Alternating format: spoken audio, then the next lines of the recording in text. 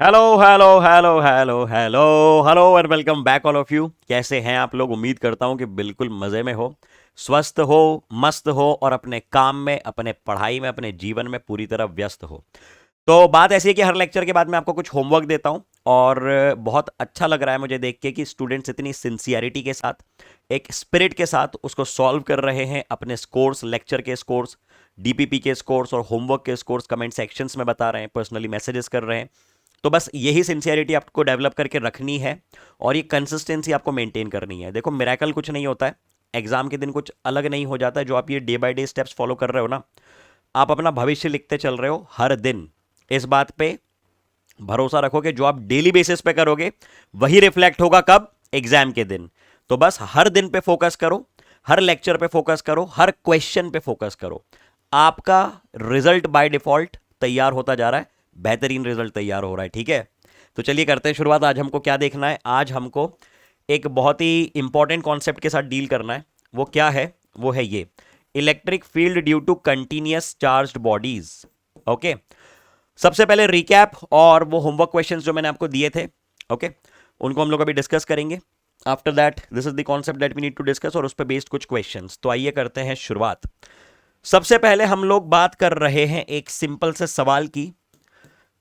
क्या कहता है ये सवाल? The magnitude of force exerted by a uniform electric field on an electron, जिसका कि मास दे के रखा हुआ है, एंड अ प्रोटॉन, प्रोटॉन का मास एमपी दे के रखा है, are represented as F E and F P, F E and F P. मतलब अगर ये एक इलेक्ट्रॉन है और ये एक प्रोटॉन है, हमको क्या करना है? हमको निकालना है रेशियो ऑफ द फोर्स। ठीक है सर, ये है मास ऑफ प्रोटॉन, ये है चार्ज ऑफ प्रोटॉन, ये है मास ऑफ इलेक्ट्रॉन, ये है चार्ज ऑफ इलेक्ट्रॉन। मान लीजिए कि अगर मैं पॉजिटिव इलेक्ट्रिक फील्ड लगा देता हूं, सर किस डायरेक्शन में? किसी भी डायरेक्शन में ले लो। ये लगा दी मैंने पॉजिटिव इलेक्ट्रिक फील्ड, ये लगा दी मैंने पॉजिटिव इलेक्ट्रिक फील्ड कुछ इस तरह से। तो ये इलेक्ट्रिक फील्ड प्रोटॉन को क्या करेगी? ये इलेक्ट्रिक फील्ड प्रोटॉन को धक्का देगी इधर, इस दिशा में। किस दिशा में? इस दिशा में। अच्छा, ठीक है सर। फोर्स और फील्ड के बीच में क्या रिलेशन होता है? अरे कल ही तो हमने देखा था। फील्ड क्या होती है? Electric field, force acting on a unit charge. Force को क्या लिख दोगे? Field into charge, isn't it? तो आपने लिख दिया force acting on the proton is the charge of proton into electric field E. हम लोग क्योंकि मैग्नीट्यूड की बात कर रहे हैं इसलिए प्लस माइनस में ले नहीं रहा हूं, और वैसे भी रिपल्शन है, डायरेक्शन मैंने बता दी। चलो बहुत बढ़िया। अब अगर ये इलेक्ट्रिक फील्ड ई है, पॉजिटिव फील्ड आप लगाते हो एक इलेक्ट्रॉन पे, तो वो अट्रैक्ट होगा, खिंच जाएगा फील्ड की तरफ, बिल्कुल खींचेगा। तो क्या हम ये लिख सकते हैं कि force acting on the electron is going to be E times of E? Sir minus क्यों नहीं लिया? बेटा मैं सिर्फ मैग्नीट्यूड की बात कर रहा हूं, मुझे सिर्फ मैग्नीट्यूड कंपेयर करना है। तो यहां से क्या बात साबित होती है? यहां से यह बात साबित होती है कि चाहे आप बात करो force acting on the proton की या आप बात करो force acting on the electron की, दोनों की वैल्यू सेम है। जितना फोर्स प्रोटॉन पे लगेगा उस फील्ड के द्वारा, उतना ही फील्ड इलेक्ट्रॉन पे लगेगा। क्यों? Charges same, field same. Sir mass तो अलग है, एक्सेलरेशन की बात नहीं कर रहा हूं। बस ये ऑप्शन देख के बच्चे कई बार कंफ्यूज हो जाते हैं। हां, अगर मैं एक्सेलरेशन पूछता तो डेफिनेटली दोनों के एक्सेलरेशन अलग अलग होते हैं, क्योंकि एक्सेलरेशन होता है फोर्स अपॉन मास। सिर्फ यही रीजन था कि मैंने ये सवाल आपको दिया, वरना तो हम सबको मालूम ही है F equal to Q E, पूछने लायक इसमें कोई बात ही नहीं थी। लेकिन क्योंकि ऑप्शन में मास देख के बच्चे कई बार कंफ्यूज हो जाते हैं, और मुझे ये देखना था कि आप लोग कंफ्यूज हुए या नहीं। तो हुए थे कि आप लोग कंफ्यूज? कितने लोगों ने डायरेक्टली एक बार में देख के ए ऑप्शन बता दिया था, और कितने लोगों का दिमाग गया था कि यार मास के बारे में सोच लें एक बार? बताना मुझको, सोचा था आपने ऐसा? अगर डायरेक्टली आपने सोच ली सही बात, तो आप एकदम प्रिसाइज सोच रहे हो, बड़ी अच्छी बात है, बड़ी खुशी हुई मुझे ये सोच सुन के। चलिए इसको नोट कीजिए, बातें बढ़ाते हैं आगे। Let's take the discussion ahead. अगला सवाल क्या था? सर अगला सवाल ये था, क्या बोलता है सवाल? 2 point charges of 30 microcoulomb and 40 microcoulomb are 20 centimeter apart from each other. Where will the electric field be zero on the line joining the two charges? Sir सारे सवाल कितने कितने के थे? +5 - 1 के, है ना? तो अपने स्कोर्स बताते चलना, साथ साथ में जोड़ते चलना। अभी आपको आंसर्स तो मिल ही रहे हैं। अब देखिए, ये मान लीजिए दो चार्जेस हैं, ये दो चार्जेस हैं, एक है 30 माइक्रोकूलम, एक है 40 माइक्रोकूलम। ये है 30 माइक्रोकूलम का चार्ज, ये है 40 माइक्रोकूलम का चार्ज, और इनके बीच का सेपरेशन है 20 सेंटीमीटर। ये पूछ रहा है कि इलेक्ट्रिक फील्ड कहां पे जीरो होगी। ये जो लाइन बनाई है मैंने, इस लाइन पे कौन सा पॉइंट होगा जहां पे कि इलेक्ट्रिक फील्ड जीरो है। क्या किया जाए, मान लो आपको खड़ा कर दूं ले जाके, this is you.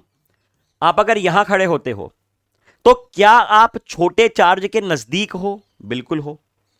Electric field का फॉर्मूला क्या होता है? K Q by R square. अच्छा मुझे बस एक एक छोटे से लॉजिक का आंसर दो कि अगर ये मिड पॉइंट है, अगर ये मिड पॉइंट है, सुनना ध्यान से सभी लोग ध्यान से, फोकस फोकस फोकस। अगर वो मिड पॉइंट है जो बीच में मैंने लाइन बनाई है, तो इलेक्ट्रिक फील्ड कहां पे जीरो होगी? एग्जैक्टली मिड पॉइंट पे। मैं बीचों बीच जाके खड़ा हो जाऊं, या तो मैं बड़े चार्ज के नजदीक जाऊं या छोटे चार्ज के नजदीक जाऊं। ऑप्शन नंबर 1, ऑप्शन नंबर 2 या ऑप्शन नंबर 3। सिर्फ ये सोचो कि इलेक्ट्रिक फील्ड जीरो होने के चांसेस कहां पे हैं। बीचों बीच जीरो होगी, या बड़े चार्ज के नजदीक जीरो होगी, या छोटे चार्ज के नजदीक जीरो होगी। सिर्फ ये बताओ मुझको सोच के। रीजन लिखा हुआ है सामने, यहां से ये हिंट है, यहां से आप लोग सोच सकते हो। बोलो कहां पे जीरो होगी electric field? Sir electric field होती है K Q divided by R square. बिल्कुल होती है, ठीक है मान लिया। अगर हम बीच में खड़े होते हैं तो डिस्टेंस तो सेम है, लेकिन चार्ज एक तरफ बड़ा एक तरफ छोटा, जीरो हो ही नहीं सकती है फिर तो। मतलब ये तो वही बात हो गई कि ये बड़ा चार्ज है, ज्यादा धक्का देगा, छोटा चार्ज कम धक्का देगा। पॉजिटिव चार्ज की रिपल्सिव फील्ड होती है ना, ऐसे बाहर निकलती हुई, तो ये कम धक्का देगा और ज्यादा धक्का देगा। ऐसे कैसे हो सकता है कि जैसे मैं बीच में खड़ा हूं, मुझको ये इस तरफ से कोई यहां धक्का दे रहा है और इधर से कोई इधर धक्का दे रहा है, लेकिन एक तरफ ज्यादा एक तरफ कम पॉसिबल ही नहीं है, तो फिर जीरो नहीं हो पाएगी, बीच में नहीं हो पाएगी। बीच का ऑप्शन तो हटा दिया हमने। सर अगर मैं बड़े वाले के पास चला जाऊं, बेटा चार्ज बढ़ा और डिस्टेंस कम कर दी तुमने, बहुत समझदार हो। चार्ज बढ़ा दिया और डिस्टेंस कम कर दी, तो फील्ड तो और बड़ी हो गई। अब तो पॉसिबल ही नहीं है, ये तो संभव ही नहीं है अब। नो, मतलब एक ही पॉसिबिलिटी है कि यहां कहीं पे छोटे चार्ज के नजदीक जाना पड़ेगा तुमको। मतलब इस रीजन में कहीं, रीजन नंबर 1 में कहीं इलेक्ट्रिक फील्ड जीरो होगी, ये पॉइंट है। अच्छा अच्छा अच्छा सर, अब चमका, ये बोलना चाह रहे हो? हाँ ये बोलना चाह रहे हैं। तो चलो अब कर लेते हैं इसको। क्या करें अब? मान लो इनको हटा देते हैं ना, ये यहाँ पे तो होगी नहीं जीरो, हटा दिया इसको मैंने, समझने वाली बात थी, इसको भी हटा देते हैं। अब मान लेते हैं कि हम लोगों ने यहाँ से कुछ x डिस्टेंस ले ली, तो ये कितनी बची? ये बची 20 माइनस एक्स। ओ हो, ये वो पॉइंट है जहां पे कि इलेक्ट्रिक फील्ड जीरो है। अब इसको अगर मैं a कहता हूं और इसको अगर मैं b कहता हूं, तो a की इलेक्ट्रिक फील्ड राइट में, b की इलेक्ट्रिक फील्ड लेफ्ट में। एक इलेक्ट्रिक फील्ड को EA कह दिया, एक इलेक्ट्रिक फील्ड को EB कह दिया। दोनों इलेक्ट्रिक फील्ड्स आपस में इक्वल अपोजिट हैं या नहीं? बिल्कुल हैं, तो लिख दो EA equal to EB। EA को क्या लिख दोगे? K Q कितना? 30 माइक्रोकूलम। सर माइक्रो को चेंज करें मत करो, कट जाएगा वैसे भी। माइक्रो को चेंज करें मत करो, कैंसल आउट हो जाएगा। डिवाइडेड बाय आर स्क्वायर यानी एक्स स्क्वायर इक्वल टू के क्यू कितना? 40 microcoulomb divided by 20 minus x का होल स्क्वायर। हाँ या ना बोलो सभी लोग तेज रफ्तार में। के से के कैंसल आउट, माइक्रोकूलम ये भी कैंसल आउट। अच्छा, तो ये क्या बन रहा है? ये कुछ ऐसा बन रहा है, ऐसा बन रहा है, कैसा बन रहा है? देखो इधर सभी लोग देखेंगे ध्यान से, इधर फोकस, ब्रेक नहीं होना चाहिए, एकदम एक जगह ध्यान। ये बन गया 20 minus x divided by x का होल स्क्वायर इक्वल टू, ये इधर भेजा, ये इधर भेजा और ये 3 डिवाइड में भेज दिया, इक्वल टू 4/3। ओ हो, बहुत बढ़िया, शाबाश। आप लोगों ने भी ऐसे सॉल्व किया था, फिर क्या किया? रूट ले लिया होगा, ले लो। कितना बन जाएगा ये बन जाएगा 20 minus x divided by x equal two plus minus 2/√3, plus minus 2/√3। यहां से एक्स की वैल्यू कैलकुलेट कर लेंगे अब हम लोग। यहां से इतना तो आता ही है हमको कैलकुलेशन, कि नहीं आता है? पहले मैं प्लस ले रहा हूं, मैं, तो कितना आएगा ये? 20√3 minus √3x equal to 2x। X को उधर भेज दो, तो 20√3, इसको उधर भेज दिया, ये वाली टर्म को इधर भेज दिया और x कॉमन निकाल लिया, तो 2 प्लस √3 डिवीजन में आ गया, 2 प्लस √3 ये आ गई एक्स की वैल्यू। ऐसा कोई ऑप्शन है? ऐसा कोई ऑप्शन है ना? 20√3 divided by 2 + √3 centimetre. 20 the answer. Simple सवाल था, तेज रफ्तार में नोट करो सभी लोग। Quick quick quick quick quick, जल्दी सभी लोग नोट कर लो। चलिए बातें बढ़ाते हैं आगे, गला अभी तक ठीक नहीं हो पा रहा है। अगला सवाल आपके सामने है ये। अब ये लॉजिकल सवाल था, एकदम सिंपल था, इसको देख के आप डायरेक्टली कर सकते हो क्या पूछ रहा था ये सवाल। इसमें बहुत ज्यादा समय हम नहीं लेंगे। सवाल कहता है in which of the following cases the electric field at the centre is not zero. Not zero पूछा है उसने, नॉट जीरो। लॉजिक क्या है? लॉजिक सिर्फ इतना है कि अगर मैं इस पॉइंट की बात करूं, अगर मैं पी पॉइंट की बात करूं, सुनना बात ध्यान से, ठीक है? अगर मैं पी पॉइंट की बात करूं, ये जो डॉट मैंने बनाया है इस पॉइंट की अगर मैं बात करूं, एक तरफ चार्ज मैंने रख दिया Q और दूसरी तरफ भी रख दिया Q, ये सेंट्रल पॉइंट है, डिस्टेंस बराबर है, तो क्या जितनी फील्ड एक की होगी उतनी ही दूसरे की होगी? बीचों बीच नेट फील्ड जीरो होगी? बिल्कुल होगी, ठीक है। अगर मैं दो चार्जेस उठा के, अगर मैं दो चार्जेस और उठा के रख देता हूं इन लोकेशंस पे, एक यहां और एक यहां, अभी भी जीरो है? बिल्कुल सर जीरो है। चलो मैं इनको माइनस भी कर देता हूं तो भी कोई फर्क पड़ेगा? तो भी नहीं पड़ेगा। क्यों? क्योंकि जितनी इसकी उतनी इसकी, जितनी इसकी उतनी इसकी। समझ में आ रहा है लॉजिक? अगर मैं ऐसा एक और बना दूं, ऐसा एक और बना दूं और यहां पे भी रख दूं, मान लो यहां पे मैंने क्यू क्यू रख दिया, यहां पे माइनस क्यू रख दिया, कोई फर्क पड़ रहा है इसमें? नहीं। क्यों? क्योंकि सिमेट्री मेंटेन्ड है। मतलब symmetry is the key to success. Symmetry सोचो आप, बस इसमें सिमेट्री के बारे में सोचो।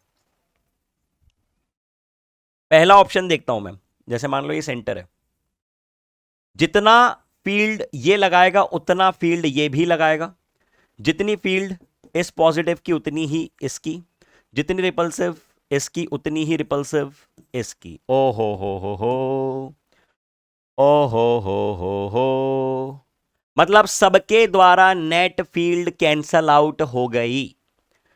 सारे सिस्टम्स की वजह से, सारे चार्जेस की वजह से नेट फील्ड निपट गई। इस केस में नेट फील्ड जीरो आएगी, बिल्कुल आएगी।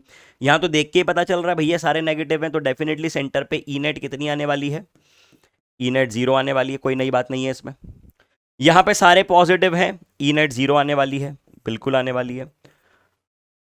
अब ऐसे तो ऑप्शन से एक ही एलिमिनेट होकर बच रहा है, लेकिन उसको फिर भी हम लोग डिस्कस करते हैं कि क्या है इसमें पंगा, क्या है इसमें पंगा। ऐसा है कि देखो ये ऊपर वाला धक्का देगा, नीचे वाला यहां धक्का देगा, ये दोनों तो कैंसल आउट हो गए, कोई दिक्कत वाली बात नहीं, निपट गए ना, ये दोनों निपट गए, कोई दिक्कत नहीं है।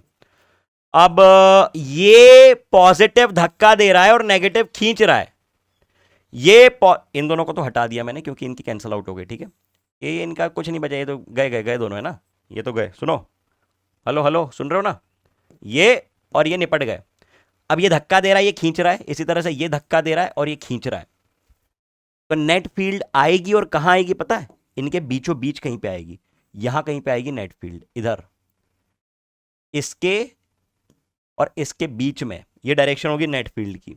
सो एनीवेज, इन शॉर्ट, कहां पे जीरो नहीं है? बी ऑप्शन में जीरो नहीं है। अपने मार्क्स जोड़ते चलना सभी लोग। चलो बातें बढ़ा रहे हैं आगे। अगला सवाल आपके सामने आ रहा है, ये रीड कर लो, क्या कहता है सवाल, रीड करो जरा। यस सवाल क्या कह रहा है? Two charges of 50 microcoulomb and 100 microcoulomb are separated by a distance of 0.6 metre. अच्छा, the intensity of electric field at a point midway between them. बढ़िया सवाल है, सिंपल सा एकदम। क्या बोल रहा है ये बोल रहा है कि दो चार्जेस हैं, कितने कितने चार्जेस देके रखे हैं आपको?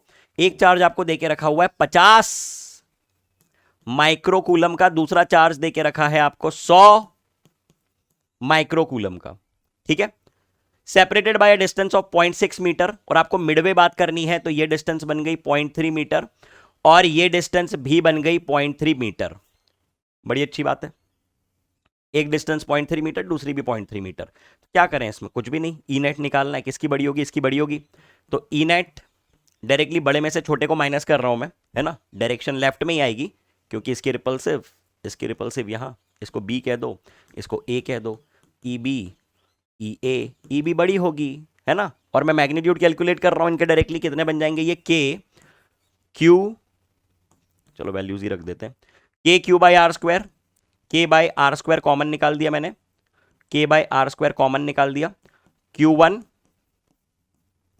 माइनस Q2, क्या किया मैंने ये, के क्यू बाई आर, के Q1 by R square minus K Q2 by R square, K Q by R square minus K Q by R square, Q में एक जगह 100 एक जगह 50, ये किया है सिर्फ और कुछ भी नहीं किया। तो कितना बन जाएगा, ये बन जाएगा 9 इंटू 10⁻9 डिवाइडेड बाय 0.3 का स्क्वायर, इसको मैं लिख सकता हूं 9 डिवाइडेड बाय 100, तो 100 ऊपर चला गया और यहां पे बचा 50 माइक्रो कूलम, माइक्रो का मतलब 10⁻⁻6।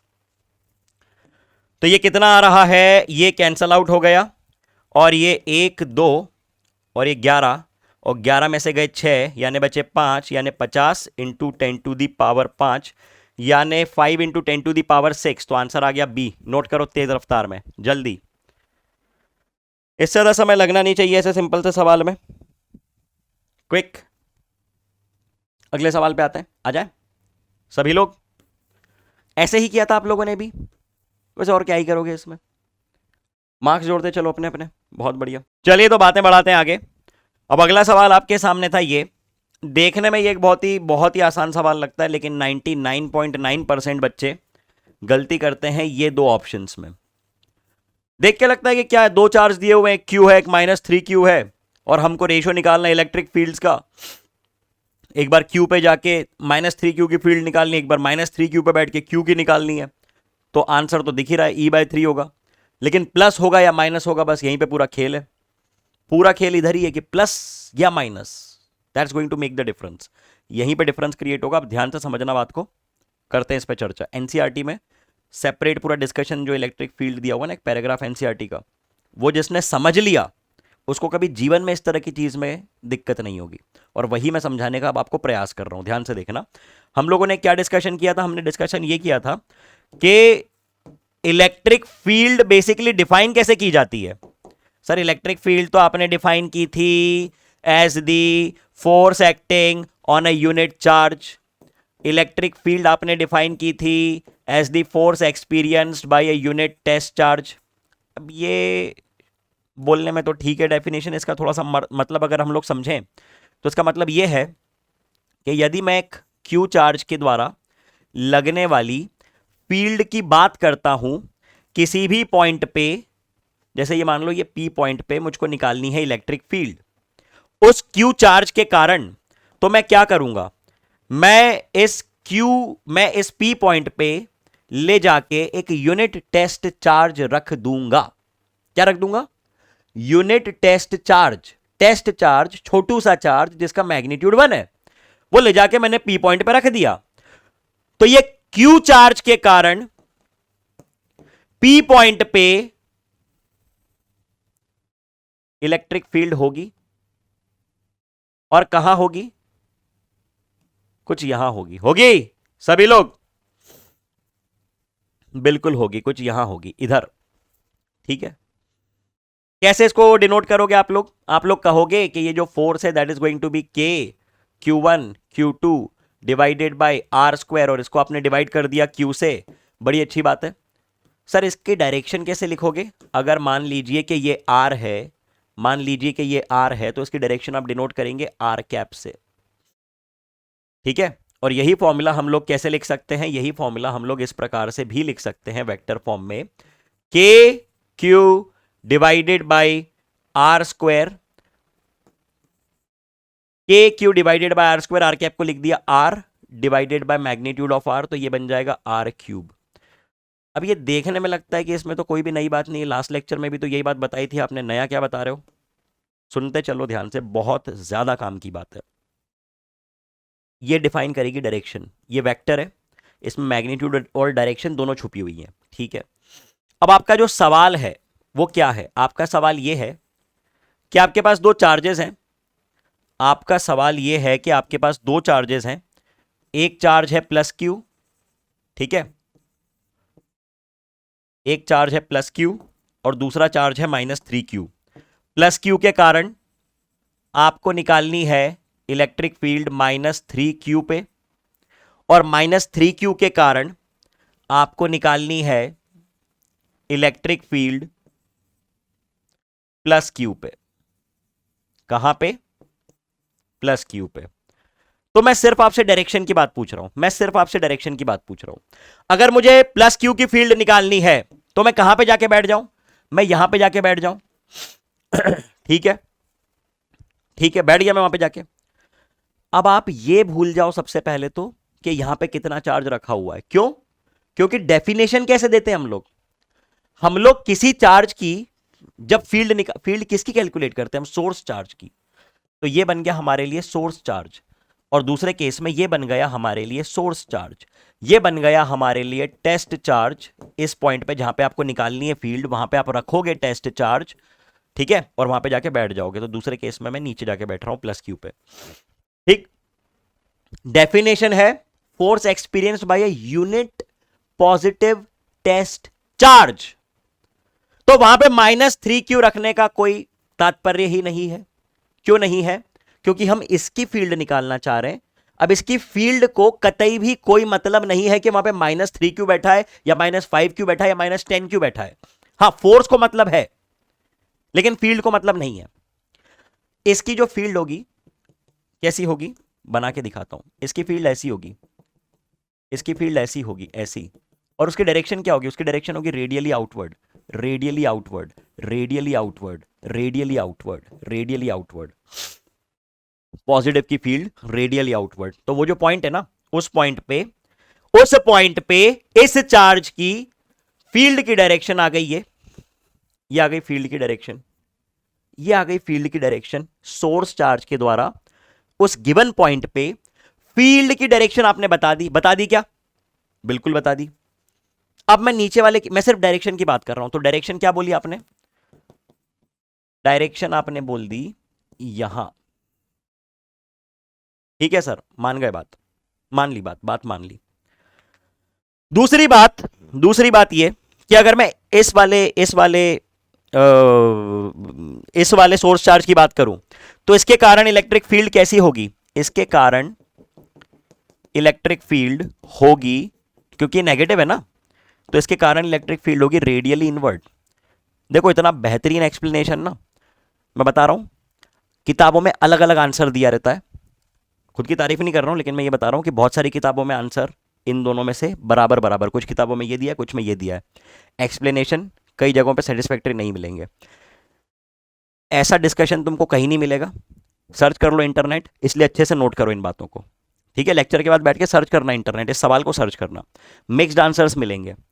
लॉजिक समझो, फील करो, खुद जस्टिफाई करो कि मैं सही, हो सकता है मैं गलत बोल रहा हूं, ये भी तो संभव है कि मैं जो सोच रहा हूं वो गलत है, ये भी संभव है। आप खुद समझो और अपनी बुद्धि का इस्तेमाल करो। ठीक है, चलिए, तो ये डायरेक्शन आ गई रेडियली इनवर्ड इस -3q की, है ना। तो उस पॉइंट पे इस पॉइंट पे -3q के द्वारा जो फील्ड है वो कहां है? वो यहां है, यहां। तो क्या डायरेक्शन बन गई? डायरेक्शन बन गई ये। अच्छा, तो क्या दोनों की डायरेक्शन सेम आ रही है? क्या जिस डायरेक्शन में इलेक्ट्रिक फील्ड इस P पॉइंट पे है, उस ही डायरेक्शन में इलेक्ट्रिक फील्ड इस दूसरे पॉइंट पे भी है? पॉइंट नंबर 1, पॉइंट नंबर 2 बोल दो, हाँ या ना? बिल्कुल है क्या? यस, बिल्कुल है। तो सबसे पहली बात तो हमको यह पता चली कि भाई साहब आप बात करो क्यू चार्ज की, या आप बात करो -3q चार्ज की। क्यू चार्ज पे -3q चार्ज के द्वारा जो फील्ड है वो इस डायरेक्शन में है, इसको हम लिख रहे हैं क्या? इसको हम लिख रहे हैं E। और -3q चार्ज पे मतलब -3q चार्ज जहां पे रखा है उस पॉइंट पे जो फील्ड है +q चार्ज की, वो भी इस ही डायरेक्शन में है। तो मैं इसको E' कह रहा हूं। मतलब यहीं से जज कर लोगे कि आंसर तो प्लस आएगा, आंसर तो प्लस आएगा, ये नहीं आएगा। और ये कि इलेक्ट्रिक फील्ड होती क्या है? इलेक्ट्रिक फील्ड मैग्नीट्यूड वाइज कितनी होती है? मैग्नीट्यूड वाइज आपने कह दी K Q by R square. E dash को क्या कह दोगे magnitude wise? K Q. E dash को क्या कह दोगे? सॉरी, ये ई 3Q की वजह से ना, तो ये 3Q बाई आर स्क्वायर आएगी। ई डैश को क्या कह दोगे? के क्यू बाई आर स्क्वायर। ई क्या है?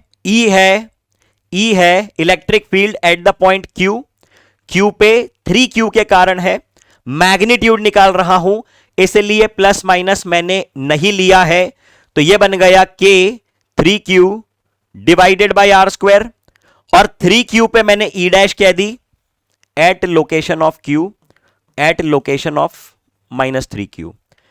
तो यहां पे Q के कारण है K Q divided by R square. बहुत ही शानदार, ठीक है। और आपको ये तो पता चल गया कि डायरेक्शंस दोनों की सेम है, इसलिए प्लस आने वाला है, तो आप ये लिख सकते हो कि E vector divided by E dash vector. Vector लग गया तो प्लस माइनस का ध्यान देना है। अगर मैग्नीट्यूड पूछा होता तो इतना सोचना ही नहीं पड़ता हमको। कितना बन जाएगा ये? कितना बन जाएगा ये बन जाएगा 3। ये बन जाएगा कितना? E divided by E dash, बाकी तो सब कैंसल आउट हो जाएगा, this is going to be 3। तो ई डैश आ गया E vector by 3। So this is the correct answer, this is the wrong answer. बहुत सारी किताबों में डी आंसर दिया हुआ है, लेकिन सी करेक्ट आंसर है। इस बात को अच्छी तरह से मैं चाहता हूं कि आप इसको नोट करो। इन बातों को ध्यान से नोट करो, काम की बातें बहुत ज्यादा। जल्दी सभी लोग।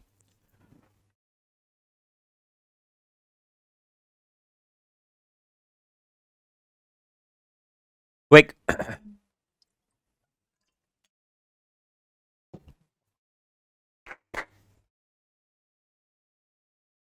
Done? All of you done? चलिए बातें बढ़ाते हैं आगे। ये भी गो। अगला सवाल आपके सामने है, ये रीड कर लो जरा सवाल को, क्या कहता है।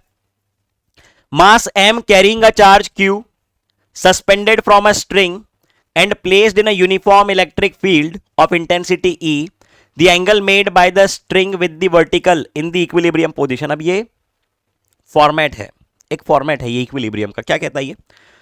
इस तरह के सवाल क्या कहते हैं? इस तरह के सवाल अलग अलग फॉर्मेट्स में हम लोग डेवलप कर सकते हैं। एक बार कॉन्सेप्ट समझ लो, कभी दिक्कत नहीं जाएगी। बेसिकली एक स्ट्रिंग थी, ठीक है, जैसे ये स्ट्रिंग है, और इसके साथ एक बॉब लटका हुआ था। अब वो जो बॉब है, जो मास है, ठीक है, वो जो चार्ज है उसके पास कुछ मास भी है। और जैसे इलेक्ट्रिक फील्ड लगाओगे आप, जैसे ही आप इलेक्ट्रिक फील्ड लगाओगे, जैसे ये मान लो आपने इलेक्ट्रिक फील्ड लगा दी ई राइट डायरेक्शन में, तो उस चार्ज पे लगेगा रिपल्सिव फोर्स। उस चार्ज पे लगेगा रिपल्सिव फोर्स, ठीक है, उस चार्ज पे लगेगा रिपल्सिव फोर्स, बिल्कुल लगेगा। तो ये चार्ज को आपने कह दिया Q, इसका मास है कुछ m, और इस पे लग रहा है इस दिशा में रिपल्सिव फोर्स जो कि है QE, और नीचे की दिशा में लग रहा है फोर्स जो कि है mg। बहुत बढ़िया। बॉडी टिकी हुई है, मतलब फोर्सेस बैलेंस्ड होने चाहिए। बॉडी टिकी हुई है मतलब फोर्सेस बैलेंस्ड होने चाहिए, होने चाहिए, बिल्कुल होने चाहिए। अब यदि ये बॉडी टिकी हुई है, इक्विलिब्रियम पे है, तो हम इसके बारे में क्या कह सकते हैं? सिंपली आप इसका ट्रायंगल ड्रॉ कर लो। If this is QE, this is QE, मैं ट्रायंगल कंप्लीट कर रहा हूं, I am completing the triangle. ये ट्रायंगल पे ध्यान दो, ठीक है। ये देखो, इस ट्रायंगल में कहां पे है forces? This is the force mg, this is the force QE, बहुत बढ़िया, and this is the angle theta. तो क्या मैं ऐसा लिख सकता हूं कि जो tan ऑफ थीटा है that's nothing but tan theta opposite upon base, यानी QE डिवाइडेड बाय mg। हाँ या ना? लिख सकते हैं ऐसा? बिल्कुल लिख सकते हैं। आपको इक्विलिब्रियम पोजीशन की थीटा की वैल्यू निकालनी, कितना आ गया वो? tan इनवर्स ऑफ QE बटे mg, यानी कि कौन सा ऑप्शन? ऑप्शन नंबर सी दिख रहा है, नहीं उसमें जी गायब है। ऑप्शन नंबर डी दिख रहा है, tan inverse of QE upon mg। ये आ गया आंसर। नोट करो इसको सभी लोग तेज रफ्तार में। tan inverse of QE upon mg, quick. ठीक है, बहुत बढ़िया। Q equal to mg tan theta, बहुत बढ़िया। चलो बातें बढ़ाते हैं आगे। अगला सवाल आपके सामने है ये। अब ये जो सवाल है क्या कहता है, ये आपको निकालनी है electrostatic field strength from the smaller charge. कहां पे जीरो होगी? Exactly same as the second question that we have solve today, second question of today. Same वैसे ही सॉल्व करो इसको, ठीक है, वैसे ही सॉल्व करो और आंसर इसका निकालना सभी लोग। अगले सवाल पे आओ। अगला सवाल क्या कहता है? Proton of mass m, charge E is released from rest in a uniform electric field of strength E. The time taken by it to travel a distance in the field. क्या बोलता है? ये प्रोटॉन है, ले लेते हैं proton. ये रहा प्रोटॉन, प्रोटॉन का मास m, प्रोटॉन का चार्ज E, रिलीज कर दिया रेस्ट से यूनिफॉर्म इलेक्ट्रिक फील्ड में। अच्छी बात है, कर दिया। Time taken by the proton to travel a distance in the field. अब आपको इसकी डायरेक्शन देके रखी है, uniform strength of E. Okay okay okay, चलो ठीक है, मान लेते हैं कि आपने यहां पे रिलीज किया, आपने यहां पे रिलीज किया। अब जैसे ही आपने इलेक्ट्रिक फील्ड स्ट्रेंथ लगाई, अब जैसे ही आपने इलेक्ट्रिक फील्ड स्ट्रेंथ लगाई, the moment you turned on the electric field, जैसे मान लो मैं प्रोटॉन हूं, मैं बैठा हुआ हूं, मैं जैसे मैं आराम से बैठा हुआ हूं, सोच रहा हूं कुछ, ठीक है। जैसे इलेक्ट्रिक फील्ड आई तो मुझ पे लगा फोर्स रिपल्शन, तो मैं भाग गया एकदम से, इधर साइड में निकल लिया, भागा ना मैं, एक्सेलरेशन आ गया मेरा। अब मुझ पे लगा फोर्स, कितना फोर्स लगा? फोर्स लगा QE, मुझ पे आया एक्सेलरेशन कितना आया? Force divided by mass QE divided by m। मुझको निकालना है time required to travel a distance d। हमको निकालना क्या है? हमको निकालना है time required to travel a distance, कितना डिस्टेंस? d distance. तो मैं क्या कह सकता हूं? मैं ऐसा कह सकता हूं कि इस सिचुएशन में बॉडी भाग रही है आगे, एक्सिलरेट कर रही है। इनिशियल वेलोसिटी बॉडी की 0, रेस्ट पे थी ना बॉडी इनिशियली, बिल्कुल थी। तो क्या लिख दूं मैं? निकालना हमको s है, नहीं टाइम निकालना है s के टर्म्स में या d के टर्म्स में। So s equal to ut plus half a t square. s को आपने लिख दिया d equals to half acceleration, acceleration को लिख दिया QE divided by m into T square. तो यहां से टाइम कितना आ गया आपके पास? Under root 2dm divided by QE, under root 2dm divided by QE। Q कितना है? E। खत्म, ये आ गया आंसर, सिंपल। ठीक है, इतनी बात है सभी को। सभी लोग अपने अपने स्कोर्स भेजो चैट में जल्दी, अभी भेजो। सारे क्वेश्चंस मैंने डिस्कस कर लिए, अब बताइए क्या स्कोर आ रहा है। तो अभी तक हम लोगों ने क्या बातें की हैं, जितने भी सवाल थे हमारे होमवर्क के, ओके, वो सभी क्वेश्चंस हमने डिस्कस कर लिए हैं, 8 सवाल डिटेल में। तो अपने अपने स्कोर्स जो है चैट में बता दीजिए सभी लोग कि क्या स्कोर्स हो रहे हैं। अब हम शुरू कर रहे हैं एक नया यूनिट, एक नया टॉपिक, बहुत ही इंटरेस्टिंग, बहुत ही इंपॉर्टेंट टॉपिक, जो कि है कंटिन्यूअस चार्ज डिस्ट्रीब्यूशन। अब इसका अर्थ क्या है, इसका मतलब क्या है कंटिन्यूअस चार्ज डिस्ट्रीब्यूशन? अभी तक हमने क्या समझा है?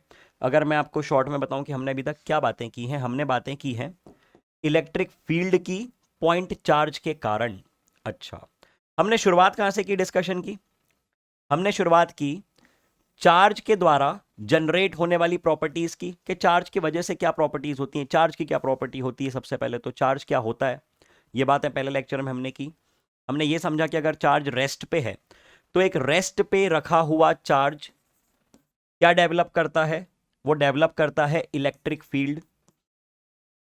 Electric field. हमने ये समझा कि चार्ज दो कैटेगरी के होते हैं, पॉजिटिव और नेगेटिव। लाइक चार्जेस अगर हों तो वो क्या करेंगे? लाइक चार्जेस क्या करते हैं? एक दूसरे को धक्का देते हैं, रिपेल करते हैं। अनलाइक चार्जेस क्या करते हैं? एक दूसरे को अपने तरफ खींचते हैं, यानी अट्रैक्ट करते हैं। और इनके बीच में जो फोर्स ऑफ अट्रैक्शन या फोर्स ऑफ रिपल्शन होता है, वो हम कैसे कैलकुलेट करते हैं? वो हम कैलकुलेट करते हैं कूलम्स लॉ की मदद से। और कूलम्स लॉ क्या होता है, क्या कहता है कूलम्स लॉ? कूलम्स लॉ ये कहता है कि दो चार्जेस के बीच का फोर्स आप इस प्रकार से लिखेंगे, 1/4 pi epsilon not Q1 Q2 divided by R square. हाँ या ना? कोई नई बात तो नहीं बता रहा हूं इसमें मैं?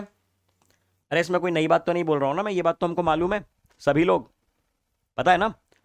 इसके बाद हमने ये कहा कि सर आपने ये बात तो बता दी कि एक पॉजिटिव चार्ज और एक नेगेटिव चार्ज किसी दूसरे चार्ज को या तो धक्का दे सकते हैं या खींच सकते हैं। वो कैसे करते हैं? अगर एक पॉजिटिव चार्ज दूसरे पॉजिटिव चार्ज को धक्का दे रहा है तो क्यों दे रहा है? ऐसा क्या है उसके बीच में जो वो धक्का दे पा रहा है? रीजन क्या है? Reason is the presence of electric field.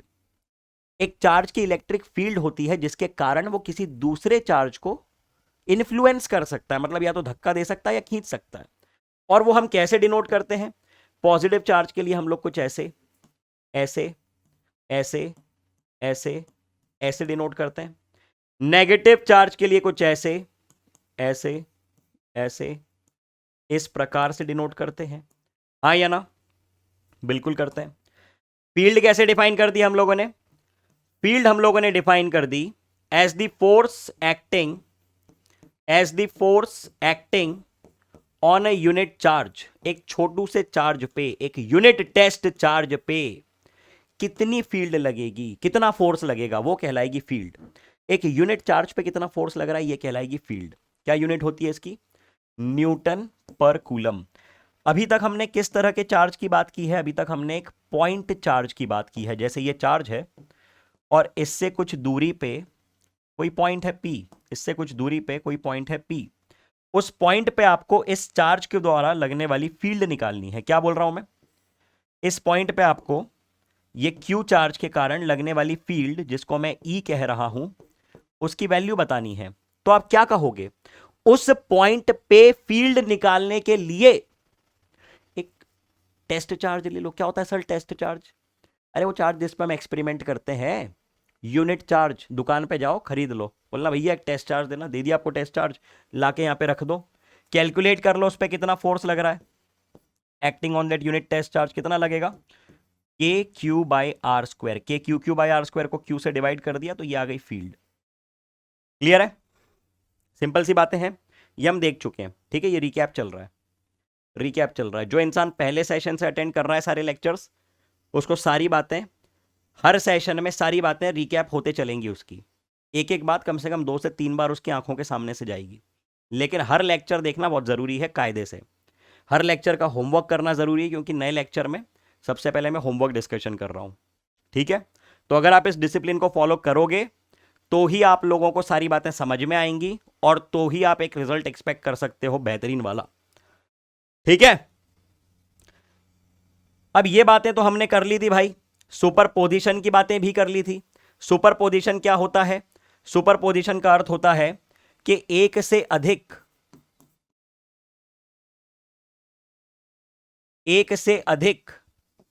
Charges यदि अवेलेबल हो सिस्टम में, जैसे ये Q1 है, ये Q2 है, ये Q3 है, ये Q4 है। ठीक है, और मैंने एक पॉइंट चूज कर लिया रेंडमली, कोई भी, मान लो ये पॉइंट है P, और मैंने कहा कि इन चारों चार्जेस की वजह से P पॉइंट पे फील्ड निकालो। तो आपने कहा कि सर सिंपल सी बात है, ये तो ये लो, ये Q1 की फील्ड है, ये Q2 की फील्ड है, ये Q3 की फील्ड है, और ये Q4 की फील्ड है। आपने बोल दिया कि ये रही सारी फील्ड्स। ठीक है, Q1 Q2 Q3 Q4 की एक को E1 बोल दो, एक को E2 बोल दो, एक को E3 बोल दो, एक को E4 बोल दो। तो मैंने कहा कि ये जो रिजल्टेंट होगा इसका नेट फील्ड होगी जो, वो कितनी होगी? तो आपने क्या कहा? आपने ये कहा कि सर इसका वेक्टर सम कर दीजिए। नेट फील्ड के लिए, ई नेट के लिए, इन सभी फील्ड्स का 2 हो, 4 हो, चाहे 10 हो, आप कर दीजिए vector sum E1 plus E2 plus E3 plus E4 dot dot dot up till En। तो ये कहलाएगा resultant electric field due to all the charges, और ये कहलाता है सुपरपोजिशन। यही कहलाता है सुपरपोजिशन। क्या कहलाता है ये कहलाता है सुपरपोजिशन। चलो ठीक है, बहुत अच्छी बात है। तो अभी तक तो हमने पॉइंट चार्जेस की बात की थी, है ना, और अलग अलग क्वेश्चंस हमने देखे पॉइंट चार्जेस के लिए। अब अगर मैं आपसे ये पूछूं कि बेटा, अगर मैं आपसे ये पूछूं कि बेटा, एक सिंपल सी बात पूछ रहा हूं मैं, ये एक चार्ज रखा हुआ है Q1, ये एक चार्ज रखा हुआ है Q2। ठीक है, एक चार्ज रखा हुआ है Q1, और थोड़ी दूरी पे ले लेता हूं एक दूसरा चार्ज Q2। सुनते चलना बात ध्यान से। अगर अब मैं आपसे यह पूछूं कि इन दोनों से कुछ डिस्टेंस पे एक पॉइंट है P, आप वहां पे इलेक्ट्रिक फील्ड बताइए, तो आप क्या बोलेंगे?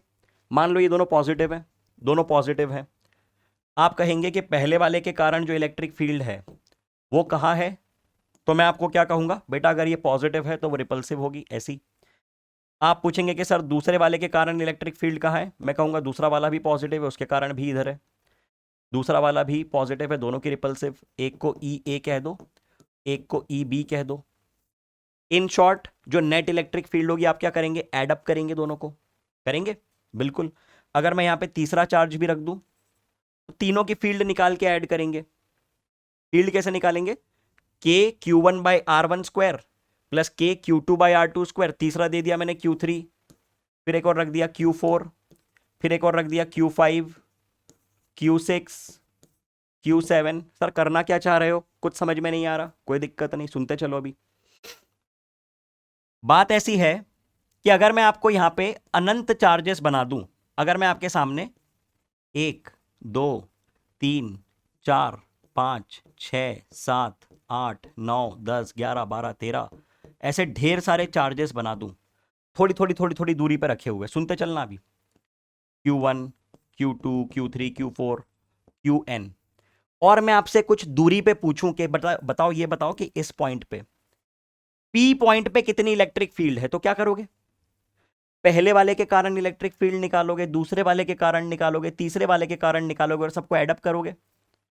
टोटल इलेक्ट्रिक फील्ड को आप एडअप करोगे, हाँ या ना, यही करोगे बिल्कुल।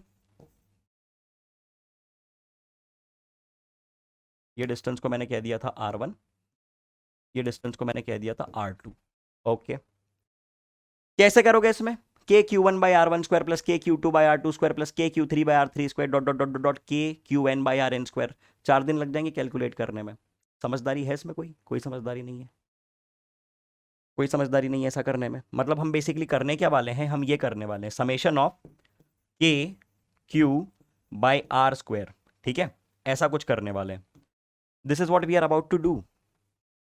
और अगर मान लो, और अगर मान लो कि हमारे पास एक कंटिन्यूस बॉडी आ जाए, क्या होती है सर कंटिन्यूस बॉडी, मतलब मैंने आपको ऐसा सिस्टम दे दिया कि ये एक वायर है, ये एक वायर है, इस पूरे वायर पे चार्ज डिस्ट्रीब्यूटेड है, इस पूरे वायर पे चार्ज डिस्ट्रीब्यूटेड है,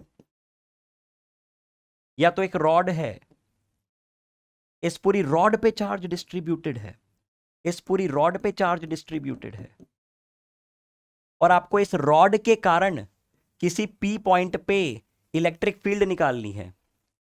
इस पूरी रॉड पे जो चार्ज है ना उसको आप क्यू मान लो,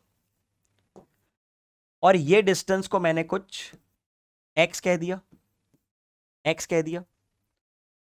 क्या अब मैं इस रॉड के कारण पी पॉइंट पे जो इलेक्ट्रिक फील्ड होगी उसकी वैल्यू डायरेक्टली बोल सकता हूं, नहीं बोल सकता।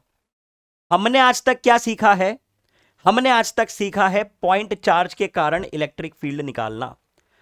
हमने आज तक सीखा है एक पॉइंट चार्ज के कारण इलेक्ट्रिक फील्ड निकालना, जिसको आप के क्यू बाई आर स्क्वायर लिख देते हो। अगर ढेर सारे पॉइंट चार्जेस आपके सामने आ गए तो आप उन सबकी एडअप करोगे K Q one by R square, लेकिन वो भी बहुत लेंदी मेथड है, ऐसा करना कोई समझदारी की बात तो है नहीं, हम ऐसा करने तो बैठेंगे नहीं एक्चुअल में। अब मैं आपसे ये पूछ रहा हूं कि अगर एक कंटिन्यूस बॉडी आ गई जिसपे पूरा चार्ज डिस्ट्रीब्यूटेड है, तो इस कंटिन्यूस बॉडी के कारण कुछ दूरी पे कितनी इलेक्ट्रिक फील्ड होगी, ये कैसे बताओगे, सोचो।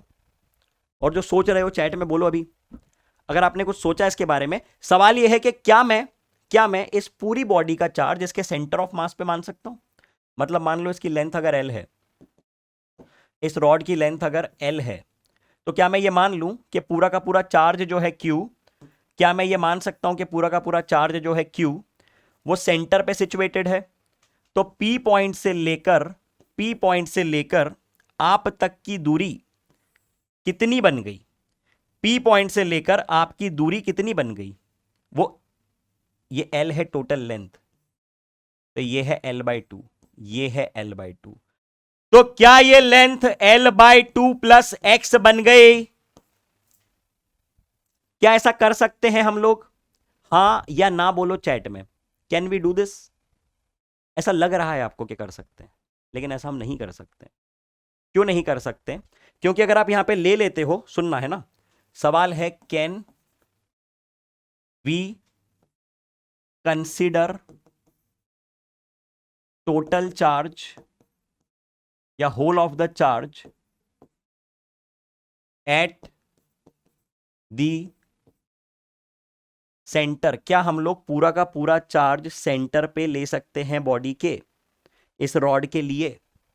तो मान लेते हैं कि सेंटर पे रखा हुआ है पूरा चार्ज, डिस्टेंस टोटल एल है, तो ये L/2 बन गई, तो ये L/2 + x बन गई। तो अब आप इस चार्ज की वजह से P पॉइंट पे इलेक्ट्रिक फील्ड कितनी बोलोगे?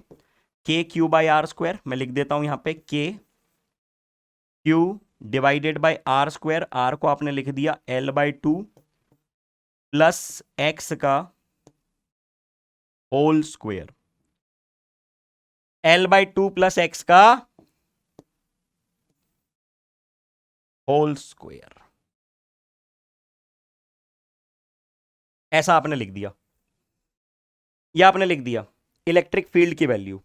लेकिन क्या ये सही है? चेक करते हैं, क्या ये सही है? Is this correct? Is this right? और इज दिस रॉन्ग? तो आइए चेक करते हैं अब हम लोग, ठीक है? आइए इस बात को अब हम चेक करते हैं। कंटिन्यूअस चार्ज डिस्ट्रीब्यूशन में हम लोग तीन बातें देखने वाले हैं, तीन तरह के चार्ज डिस्ट्रीब्यूशन देखने वाले हैं। पहला है लीनियर चार्ज डिस्ट्रीब्यूशन।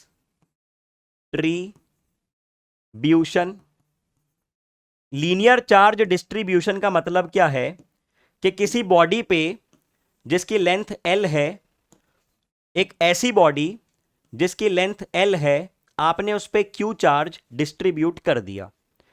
एक ऐसी बॉडी जिसकी लेंथ, जिसकी लंबाई कुछ L है, आपने उस पे Q चार्ज डिस्ट्रीब्यूट कर दिया। जैसे कि आपकी पिछली वाली अभी रॉड थी, जैसे कि आपकी अभी पिछली वाली रॉड थी। तो इसके लिए हम एक टर्म डिफाइन करते हैं लैम्डा। लैम्डा कहलाती है linear charge density, LCD, linear charge density, LCD। और इसको हम लोग लिखते हैं charge acting per unit length, coulomb per metre. ठीक है, इसकी यूनिट है, इसकी यूनिट है कूलम पर मीटर। अब जो आर्ग्यूमेंट था पिछले वाले स्लाइड पे कि क्या हम लोग इसका पूरा चार्ज इसके सेंटर पे मान के किसी डिस्टेंस पे अगर हमें इलेक्ट्रिक फील्ड निकालनी है, जैसे ये मान लो P पॉइंट है, तो हम P पे जाके खड़े हो गए, ठीक है, आपके दोस्त सोंटू को खड़ा कर दिया आपने P पॉइंट पे, तो क्या हम लोग P पॉइंट पे इलेक्ट्रिक फील्ड इसके पूरे सेंटर पे चार्ज मान के निकाल सकते हैं? अगर आपने कहा हाँ, तो इतना रिजल्ट आना चाहिए। अब हम वेरीफाई कर रहे हैं, अब हम वेरीफाई कर रहे हैं क्या क्या रिजल्ट यही आ रहा है। तो आइए करते हैं, लेट्स डिराइव इट। मेथड बहुत ही इंपॉर्टेंट है, मेथड बहुत ही इंपॉर्टेंट है, डिराइव कर रहे हैं हम लोग, देखते चलना सभी लोग। अब हम लोग क्या कह रहे हैं, अगर आपने बातें ध्यान से सुनी हो, तो ये जो पूरा कंटिन्यूअस सिस्टम है, जो पूरा कंटिन्यूअस सिस्टम है, क्या मैं ऐसा मान सकता हूं कि बहुत ही छोटे छोटे छोटे छोटे छोटे छोटे छोटे छोटे इनफाइनाइट छोटे छोटे चार्जेस से मिलके बना हुआ है? जैसा कि मैंने यहां पे एक सिस्टम बनाया था पीछे, ये कि बहुत सारे छोटे छोटे छोटे छोटे छोटे छोटे चार्जेस हैं और आपको P पॉइंट पे निकालनी है फील्ड। तो ये भी तो वैसा ही कुछ सिस्टम दिख रहा है, ये भी तो वैसा ही कुछ सिस्टम दिख रहा है। बना देते हैं, जैसे ये रही रॉड, ये रही रॉड। अब इस रॉड में कई सारे छोटू छोटू से एलिमेंटल चार्जेस हैं। क्या हैं? Elemental charges. ये रहे कई सारे छोटू छोटू से एलिमेंटल चार्जेस। तो अभी मैं थोड़ी देर के लिए पूरी रॉड को ना देख के, थोड़ी देर के लिए मैं पूरी रॉड को ना देख के सिर्फ एक एलिमेंटल चार्ज को देख रहा हूं, जैसे कि ये, जैसे कि ये, ठीक है। अब ये चार्ज कितना है? छोटू सा चार्ज, इसको मैंने लिख दिया dq। इसकी लेंथ कितनी है? dx ले लो, dx ले लो। आपको किस पॉइंट पे निकालनी है इलेक्ट्रिक फील्ड? सर मुझको तो P पॉइंट पे निकालनी है इलेक्ट्रिक फील्ड, मुझको तो P पॉइंट पे निकालनी है इलेक्ट्रिक फील्ड, ठीक है। तो P पॉइंट से लेकर ये जो चार्ज है ना, इसकी कुछ डिस्टेंस ले लो, इसकी कुछ डिस्टेंस ले लो। इतनी डिस्टेंस मैंने कह दी, इसको x कह देते हैं, इतनी डिस्टेंस मैंने कह दी है x। एक एक बात ध्यान से सुनते चलना। पूरी रॉड पे जो टोटल चार्ज है वो Q है, रॉड की जो टोटल लेंथ है वो L है। हमको इस पूरी रॉड के कारण P पॉइंट पे इलेक्ट्रिक फील्ड निकालनी है। तो मैं ये कह रहा हूं कि तरीका क्या है? तरीका ये है, तरीका ये है, तरीका ये है कि आप एक एलिमेंटल चार्ज ले लो। dq का नाम आपने क्या दे दिया बेटा? बोलना पड़ेगा, चुपचाप नहीं बैठना है। dq का नाम आपने दे दिया एलिमेंटल चार्ज। dq क्या है? dq है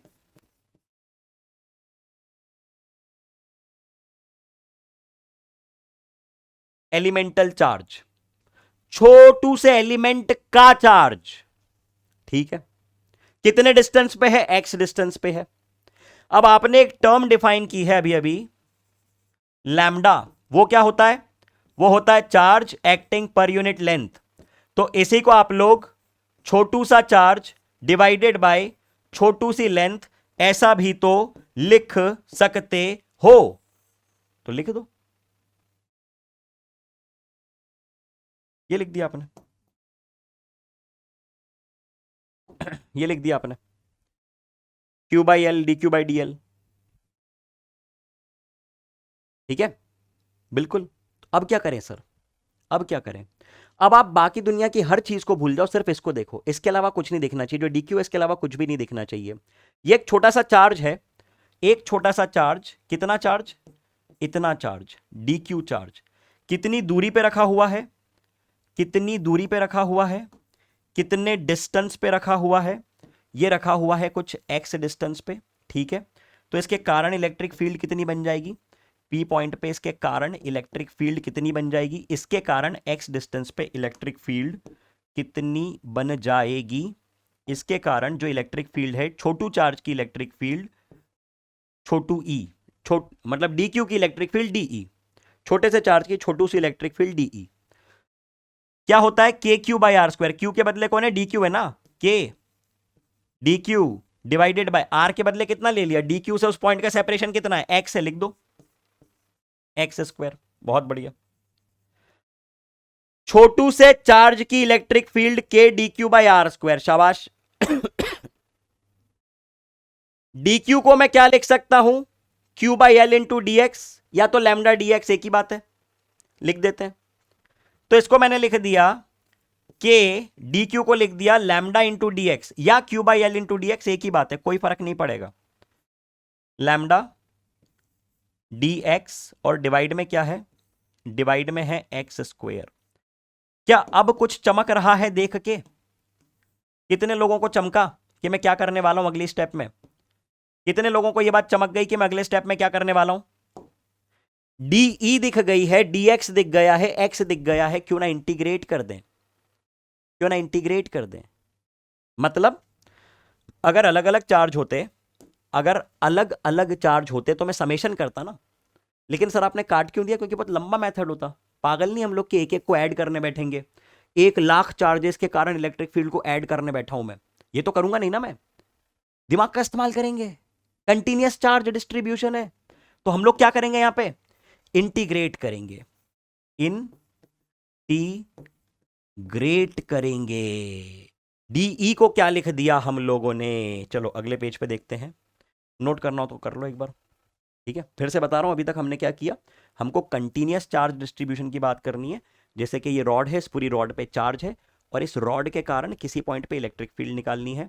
तो हमने ये बोला कि इस रॉड में तो कई सारे छोटू छोटू छोटू छोटू छोटू से चार्जेस हैं, उन सबके कारण आपको इलेक्ट्रिक फील्ड निकालनी है किसी पॉइंट पे, तो एक एलिमेंट ले लो छोटा सा, उसके कारण चर्चा करो, फिर उसके पड़ोस वाले एलिमेंट को लो, उसके पड़ोस वाले को लो, और सबको ऐड कर दो। लेकिन हम पागल तो नहीं है कि सबको ऐड करते बैठेंगे, अनंत एलिमेंट्स को, इनफाइनाइट एलिमेंट को ऐड तो नहीं करेंगे, हम इंटीग्रेट कर देंगे एक फंक्शन बना के, हमारा जीवन आसान हो जाएगा, ठीक है। चलो अगले पेज पे इंटीग्रेट करते हैं। हमने लिख दिया, क्या लिख दिया हम लोगों ने, हमने कुछ ऐसा लिख दिया कि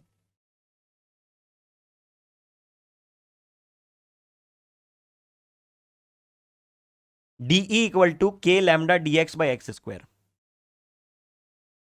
DE equal to K lambda D X बटा एक्स स्क्वायर। सर ये किसके कारण इलेक्ट्रिक फील्ड है बेटा, ये एक छोटू से चार्ज के कारण इलेक्ट्रिक फील्ड है, डी क्यू के कारण।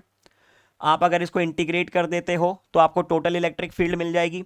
सर कौन सा फंक्शन है जिसके कारण हम कौन सा फंक्शन है जिसको हम इंटीग्रेट कर रहे हैं, हम लोग एक्स के रिस्पेक्ट में इंटीग्रेट कर रहे हैं, समझना, वेरिएबल कौन है, इसके रिस्पेक्ट में इंटीग्रेट कर रहे हो, you are integrating with respect to X. अगर ये रॉड है, ये एक्स चेंज हो रहा है, अगर आप सुनना बात ध्यान से सभी लोग, अगर आप पी पॉइंट पे इलेक्ट्रिक फील्ड निकालो तो रॉड कहां से लेकर कहां तक जा रही है, रॉड यहां से लेकर यहां तक जा रही है, यहां से लेकर यहां तक जा रही है, यहां से लेकर यहां तक जा रही है। अच्छा मतलब पी पॉइंट पे जब आप सबसे नजदीक हो, अगर ये रॉड है, फिर से एक और डायग्राम बना देता हूं, अगर ये रॉड है, ये रॉड है, ठीक है, ये रॉड है और ये पॉइंट पी है, ठीक है, ये रॉड है और ये पॉइंट पी है। अब ये डिस्टेंस जो है ना, ये डिस्टेंस, ये कितनी बोली आपने? ये डिस्टेंस आपने कह दी x, ये टोटल लेंथ आपने कह दी l। अब एक एलिमेंट जो सबसे कॉर्नर पे है उसका डिस्टेंस कितना है? इस छोटू से एलिमेंट का डिस्टेंस कितना है पी पॉइंट से? सर x है। दूसरा एलिमेंट जो सबसे आखिरी वाले कॉर्नर पे है उसका डिस्टेंस कितना है पी पॉइंट से? पी पॉइंट से कितना डिस्टेंस है? सर वो तो x प्लस एल है। ओ, तो क्या हमको x की लिमिट पता चल गई? क्या हमको x की लिमिट पता चल गई? क्या हमको x की लिमिट पता चल गई? कहां से कहां तक है? x से लेकर x प्लस एल। एलिमेंट कहां से कहां जाना है? x से लेकर x प्लस एल। या तो इस डिस्टेंस को अगर मैं a कह दूं कि रॉड से हम कितनी दूरी पे हैं, रॉड से हम a दूरी पे हैं, रॉड से हम a डिस्टेंस पे अवेलेबल हैं, a डिस्टेंस पे जो पॉइंट है वो रॉड के एक्सट्रीम एंड से x डिस्टेंस पे a डिस्टेंस पे अवेलेबल है, a डिस्टेंस पे। तो हम क्या बोलेंगे? इसको मैं a कर देता हूं x के बदले, क्योंकि x हमने दूसरा कन्वेंशन लेके रखा है ना। x क्या लिया है हमने? x हमने क्या लिया है? ये जो एक छोटू सा रैंडम dq एलिमेंट था, dq एलिमेंट, इसको हमने ले लिया था कितने डिस्टेंस पे? इसको हमने ले लिया था p पॉइंट से x डिस्टेंस पे। p पॉइंट से कितने डिस्टेंस पे? x डिस्टेंस पे। अब आप ये देखो कि x कहां से कहां तक जा रहा है? a से लेकर a प्लस एल तक, a से लेकर a प्लस एल तक, a से लेकर a प्लस एल तक। देख लो, आपने कहां पे एलिमेंट लिया है? आपने x डिस्टेंस पे एलिमेंट ले लिया। अब ये एलिमेंट्स कहां से कहां तक जा रहे हैं? a से लेकर a प्लस एल तक। हाँ या ना बोलना पड़ेगा सभी को, लिख सकते हैं। तो मैंने ये कह दिया कि जो टोटल इलेक्ट्रिक फील्ड आ रही है, क्यों ना इस पूरी, इसका मतलब क्या है? इसका मतलब है electric field due to all the elements. एक एलिमेंट के कारण डीई, इसी तरह से एक पड़ोस में एलिमेंट है यहां, इसी तरह से एक एलिमेंट है यहां, इसी तरह से एक एलिमेंट है यहां, इसी तरह से एक एलिमेंट है यहां, यहां, यहां, यहां, यहां, हर जगह पे एलिमेंट्स ही एलिमेंट्स हैं। कहां से कहां तक एलिमेंट्स हैं? ए से लेकर ए प्लस एल तक। तो क्यों ना इसको मैं इंटीग्रेट कर दूं from A to A plus L, मेरा आंसर मुझे मिल जाएगा। ये दे देगी टोटल इलेक्ट्रिक फील्ड, तो मैंने लिख दिया कि total electric field is nothing but के लैम्डा। अब इसको पहले इंटीग्रेट करना पड़ेगा। इंटीग्रेशन ऑफ 1/x² को लिख दिया x की पावर -2 और लिमिट्स मैंने उठा के रख दी कितनी? a से लेकर a प्लस एल। ठीक है, x की पावर -2 का इंटीग्रेशन करो, x की पावर -2 का इंटीग्रेशन करो, x की पावर -2 का इंटीग्रेशन होगा x की पावर -2 + 1 अपॉन -2 + 1, और इसके बाद सब्सटीट्यूट करो लिमिट, इसके बाद सब्सटीट्यूट करो लिमिट्स। साथ साथ में करते चलो, बैठना नहीं है चुपचाप। क्या बन जाएगा ये बन जाएगा के लैम्डा -2 + 1 कितना होता है? -1। तो ये माइनस मैंने बाहर लिख दिया। ठीक है, x की पावर -1 तो डिवाइड में आ गया x, और लिमिट्स क्या है? लिमिट्स हैं a से लेकर a plus L. Limit substitute कर रहा हूं step by step. Upper limit minus lower limit, सभी लोग देखते चलेंगे। अपर लिमिट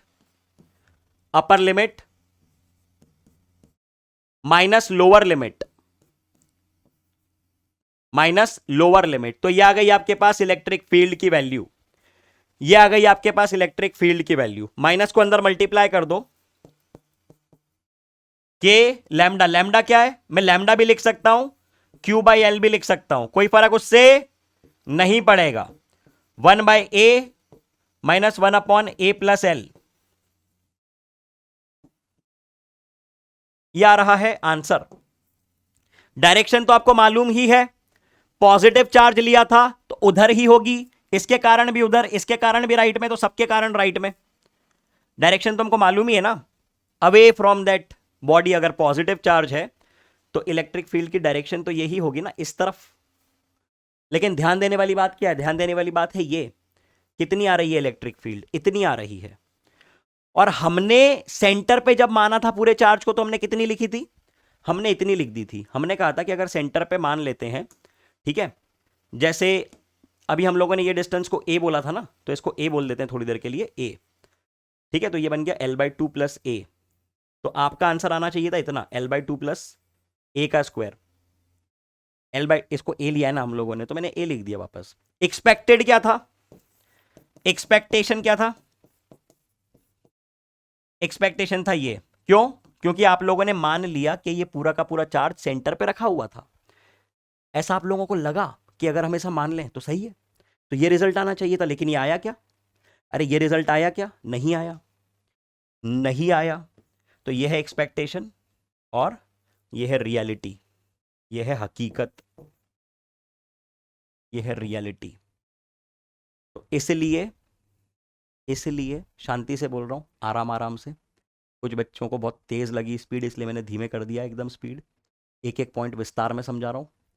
इसलिए हम लोग पूरा चार्ज सेंटर पे रखा हुआ नहीं मान सकते हैं एक रॉड के लिए, ठीक है।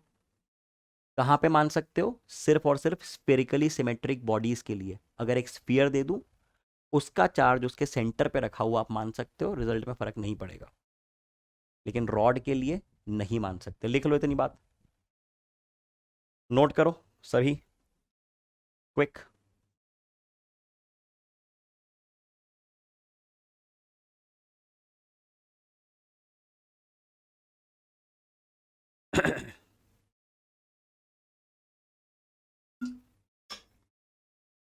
हम्म, किस तरह की बॉडी थी ये थी लीनियरली चार्ज बॉडी। हमने बात की है लीनियर चार्ज डेंसिटी की, हमने बात की है electric field due to a linear charged body. कैसे निकाला, एक छोटा सा एलिमेंट ले लिया पहले कहीं पे भी रैंडमली x डिस्टेंस पे। स्टेप नंबर 1, एक एलिमेंट ले लो। Step number 1, take an element. Step number 1 लिख देता हूं, स्टेप नंबर 1 क्या है, स्टेप नंबर 1 इज टेक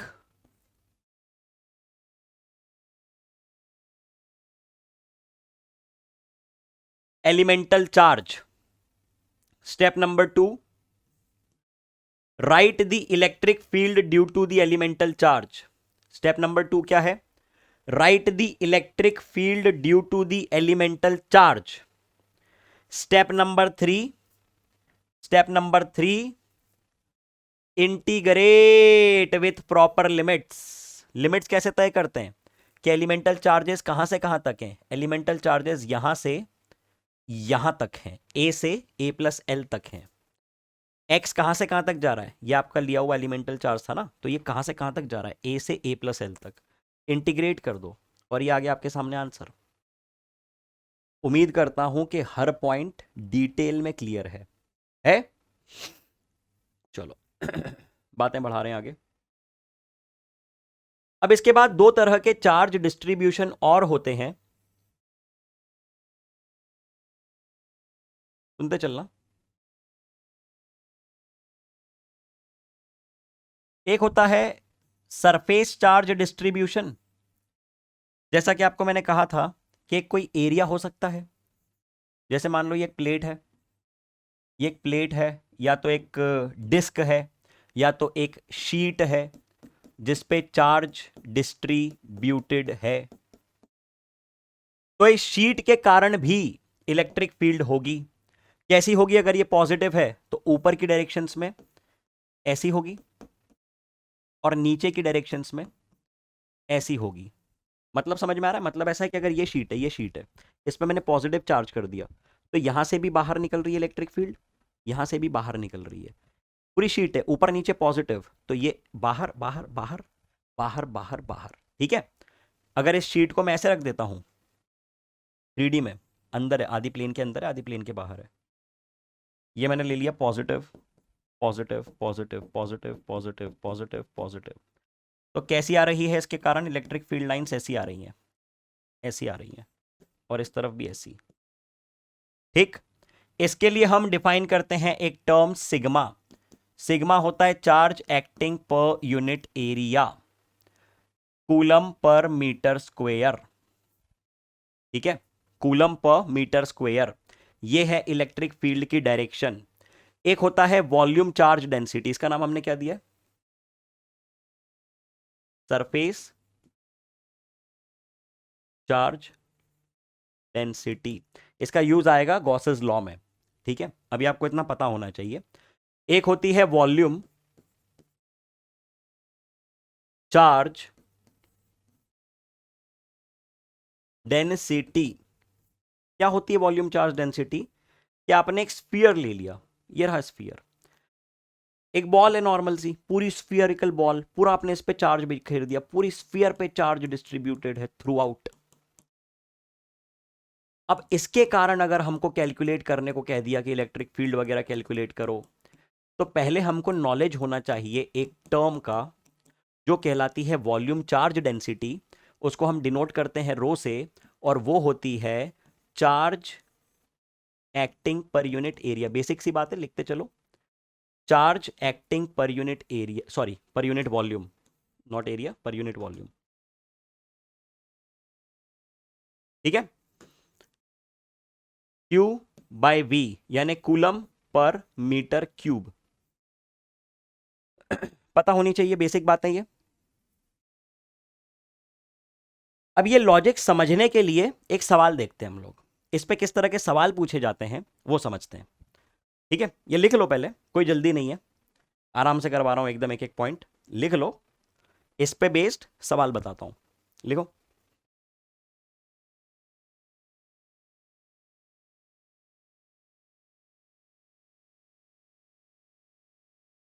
लिख लिया?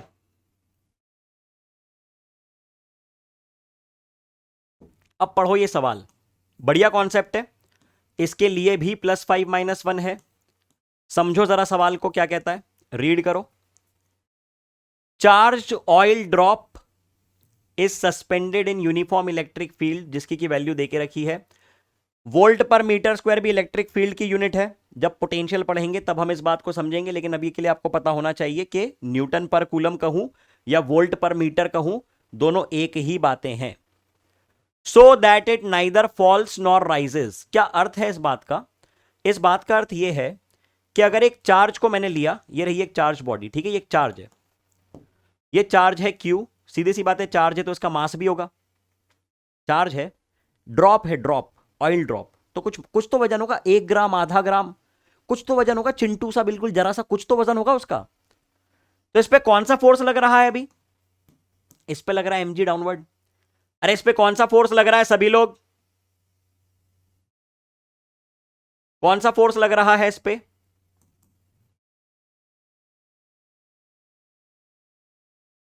इस पे लग रहा है mg नीचे की तरफ, तो ये नीचे नहीं गिर रहा। उसने बोला है कि नाइदर फॉल्स नॉर राइजेस, ऐसा कैसे? सर ये तो बहुत अजीब बात लग रही है कि एक पानी के बूंद को अगर मैं हवा में छोड़ूं तो नीचे नहीं गिर रहा है, वो टिका हुआ है। ऑयल ड्रॉप ले लो, ऑयल ड्रॉप लिया ना इसने, ऑयल ड्रॉप, उसको आपने छोड़ा, नीचे ही नहीं गिरा, हवा में टिका हुआ है। कैसे? इलेक्ट्रिक फील्ड के कारण। कैसे? हो सकता है कि इस पे पॉजिटिव चार्ज है और आपने पॉजिटिव इलेक्ट्रिक फील्ड लगा दी ऊपर की तरफ, उसके कारण क्या होगा, क्या लगने लगेगा? उसके कारण चार्ज के ऊपर क्या लगने लगेगा, बोलो? इस इलेक्ट्रिक फील्ड के कारण इस चार्ज के ऊपर लगने लगेगा एक फोर्स, एक फोर्स। कितना फोर्स लगेगा? F equal to Q times of E, इतना फोर्स लगेगा। और यदि ये दोनों फोर्सेस बराबर यदि ये दोनों फोर्सेस बराबर, तब ही बॉडी टिक पाएगी। बोलो जल्दी, जाती बात दिमाग में? पल्ले पड़ी बात क्या कह रहा हूं? अरे बॉडी नीचे आना चाह रही है mg के कारण, लेकिन फिर भी बॉडी टिकी हुई है। क्यों? क्योंकि सिस्टम में इलेक्ट्रिक फील्ड है, किधर है? ऊपर की तरफ है। किधर है? ऊपर की तरफ है। कितनी है? QE है। और अगर बॉडी बैलेंस्ड है, अगर बॉडी टिकी हुई है, तो आप ये कह दोगे कि Q E must be equals to M G. अब करो सवाल, अब करो सवाल, 1 मिनट का समय दे रहा हूं। लॉजिक समझा दिया, लॉजिक समझाया डिटेल में, बिल्कुल आराम से, बिल्कुल प्यार से। अब इसका जवाब निकालो और मुझे बताओ कि क्या आंसर आ रहा है, और अपने मार्क्स कैलकुलेट करते चलो सभी लोग। Quick, fast all of you, do this, do this, do this, do this. चलिए, आपसे चार्ज पूछा गया था, आपसे चार्ज पूछा गया था। चार्ज को आप लिख देंगे m into G divided by E. ठीक है सर, हमने ऐसा लिख दिया। m कितना है इसके ऊपर? 9.9 इंटू 10⁻⁻15 लिख दिया हमने, कोई दिक्कत वाली बात इसमें नहीं है। g की वैल्यू कितनी है? g की वैल्यू 10 है, g की वैल्यू 10 है। Divided by electric field, electric field कितनी है? 3 इंटू 10⁻4, 3 इंटू 10⁻4। ठीक है, तो ये कैंसल आउट हो गई, ये बना 3.3, और ये कितना बन गया? 10⁻⁻19 और प्लस 10 यानी 10⁻�9। तो 3.3, एक बार यूनिट सारी चेक कर लो, केजी वोल्ट पर मीटर, ठीक है, -15 kg, ये भी ठीक है।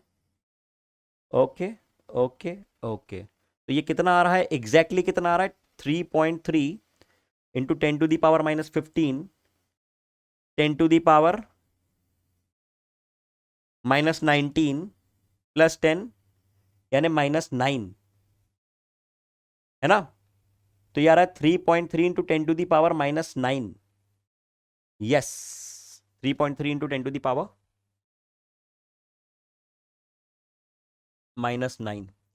ऑप्शन में 10⁻⁻9 नहीं दिया है, तो 3.3 इंटू 10⁻⁻9 कर दीजिए इसको।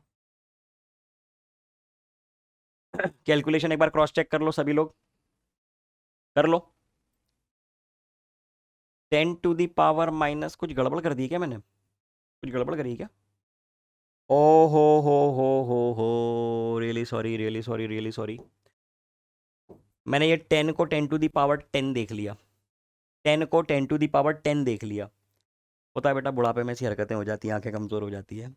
आपने तो सही किया था ना। मैंने एक्चुअली क्या किया, मैंने कैलकुलेशन ये देख लिया, 10⁻−15 ऊपर भेजा -4, तो 10⁻−19, और एकदम से दिमाग में पता नहीं क्या लगा, 10⁻10 है, तो -19 प्लस 10, मैं बोल रहा हूँ क्या, ये तो 10⁻−9 आएगा। ठीक है, सही है, ऑप्शन सही है ना? गलती मेरी थी, I am really sorry, my bad. मैंने इसको 10⁻10 देख लिया, जबकि ये क्या होगा, ये बनेगा 10⁻−14, ये 10⁻1 है, -14, और ये नीचे से ऊपर चला गया, ये नीचे से इसको ऊपर भेज दो। This is going to be how much? -14 -4 मतलब -18, तो 3.3 इंटू 10⁻−18। वही मैं सोचूं कि यार हो जाता है, हो जाता है, ठीक है, सॉरी सॉरी सॉरी। तो 3.3 into 10⁻−18 is the answer. Note कर लो। उम्मीद करता हूं कि आप लोगों ने सही कैलकुलेट किया था, और आपके आंसर्स मुझसे पहले आने चाहिए। अगर मुझको 40 सेकंड लग रहे हैं, 30 सेकंड लग रहे हैं, तो आपके 25 सेकंड में आंसर आने चाहिए। ये चैलेंज लेके चला करो। चलिए, इसी लॉजिक पे एक सवाल और दे रहा हूं मैं, इसी लॉजिक पे एक सवाल और दे रहा हूं, पढ़ो जरा सवाल को क्या कहता है। An oil drop having a mass, फिर से ऑयल ड्रॉप का सवाल है, बना देते हैं ऑयल ड्रॉप। ये रहा ऑयल ड्रॉप। ऑयल ड्रॉप पे आपको देके रखा हुआ है charge Q, mass M, stands still between two charged horizontal plates separated by a distance of 1 centimeter. If the polarity of the plates is changed, instantaneous acceleration of the drops. सवाल समझाता हूं पहले तो आपको। प्लेट्स का क्या sense है भैया? ये चार्ज्ड प्लेट्स हैं, हमको मालूम है कि एक प्लेट के कारण इलेक्ट्रिक फील्ड होती है अगर वो चार्ज हो तो मान लो कि मेरे पास 2 प्लेट्स हैं, ये एक प्लेट ले ली मैंने, ठीक है, और ये दूसरी प्लेट ले ली। इस प्लेट को मैंने कर दिया पॉजिटिव,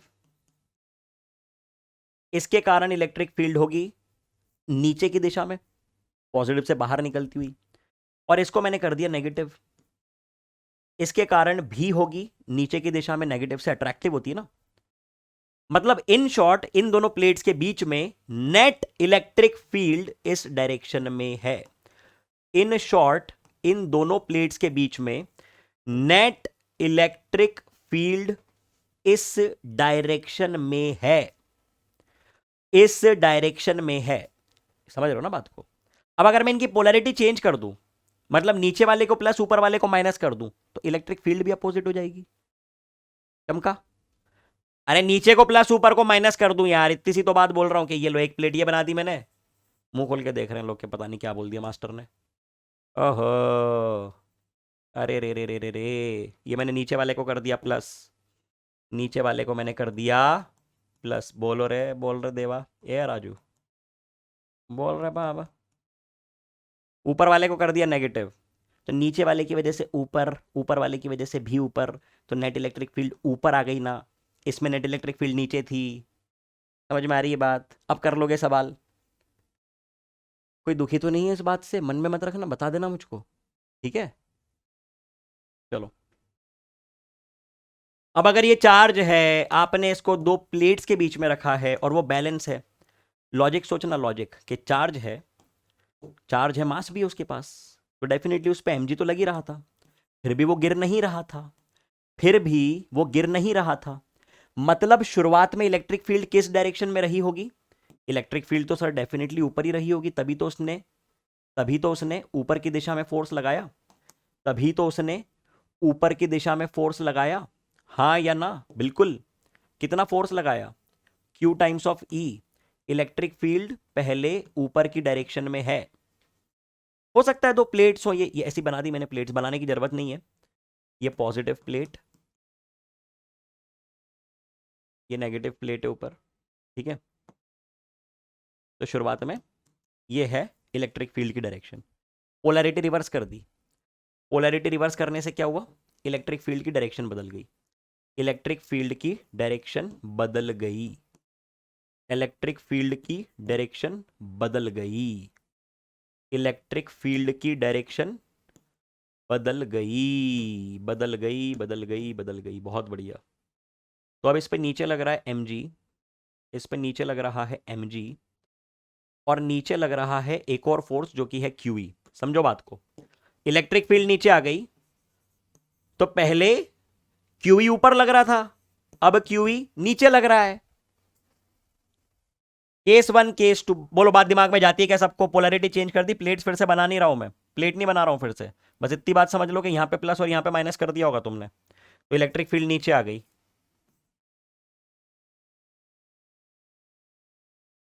केस 1,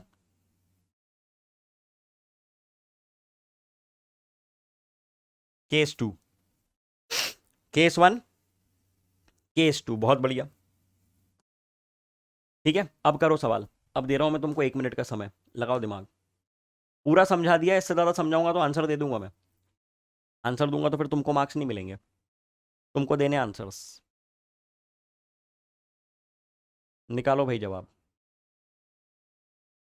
सभी लोग तेज रफ्तार में, क्विक, जल्दी।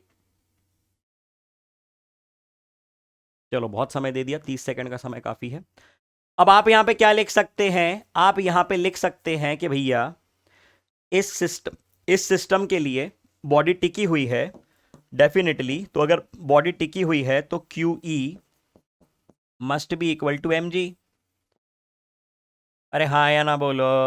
बिल्कुल, ये लिख दिया आपने, QE इक्वल टू mg। अब दूसरे सिस्टम में क्या हुआ? आपको निकालना क्या है? आपको एक्सेलरेशन निकालना है, इंस्टेंटेनियस। इंस्टेंटेनियस एक्सेलरेशन होता है net force divided by the mass, होता है क्या? और अगर मैं नेट फोर्स की बात करूं तो कितना बन जाएगा? नेट फोर्स बन जाएगा mg प्लस QE। इसको आप डिवाइड कर दो मास से, इसको आप डिवाइड कर दो मास से, ये आ गया एक्सेलरेशन, ये आ गया एक्सेलरेशन। अब आप देखो आपको वैल्यूज किस किस की देके रखी है? आपको वैल्यू देके रखी है मास की, आपको वैल्यू देके रखी है चार्ज की, ठीक है। क्या मैं QE को mg उठा के रख दूं?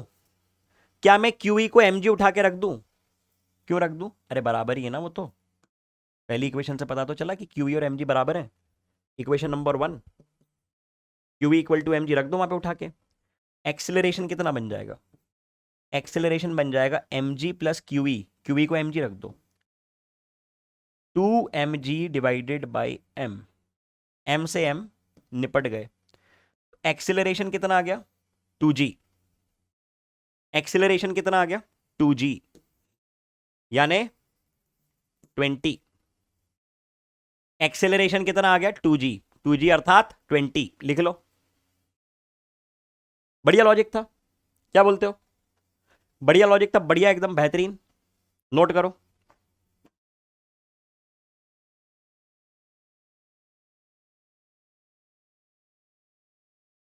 जल्दी।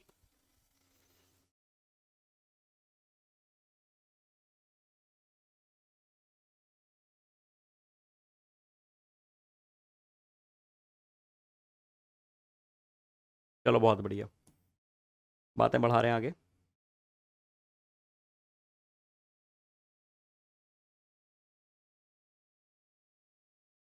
अब देखो, अगला सिस्टम आपके सामने आ रहा है, एक चार्ज रिंग।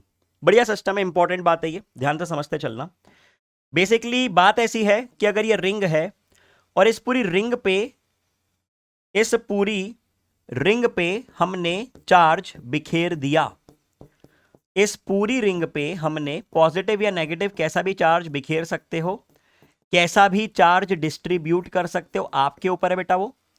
इस पूरी रिंग के ऊपर आपने चार्ज डिस्ट्रीब्यूट कर दिया और आपको निकालना है सेंट्रल पॉइंट पे इलेक्ट्रिक फील्ड। आपको निकालना है सेंट्रल पॉइंट पे इलेक्ट्रिक फील्ड। अब जो चार्ज है वो हमने यूनिफॉर्मली डिस्ट्रीब्यूट किया है। इंपॉर्टेंट पॉइंट क्या है, यहां पे मैं लिख रहा हूं, चार्ज इज यूनिफॉर्मली डिस्ट्रीब्यूटेड, ठीक है। यूनिफॉर्मली डिस्ट्रीब्यूटेड का मतलब क्या है कि बराबर हिस्से में बराबर बराबर आपने बांटा है। Charge is uniformly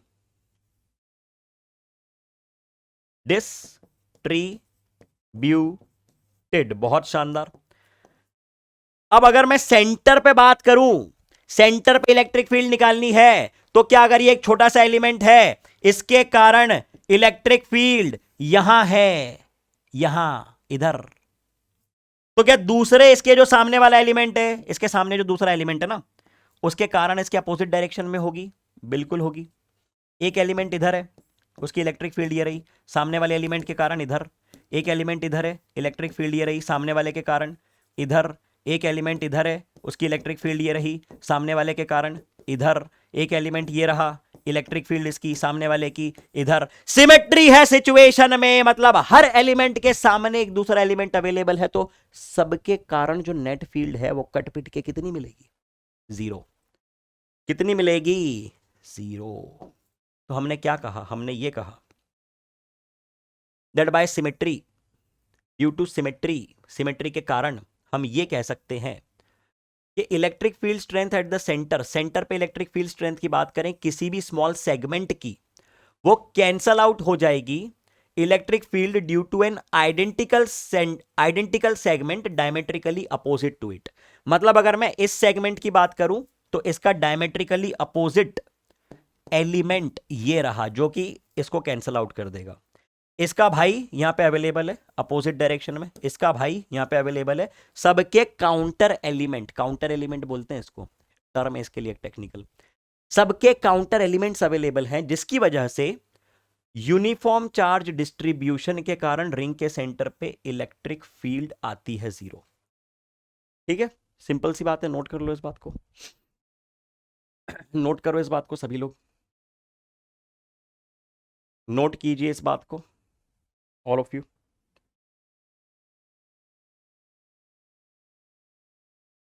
note it down fast.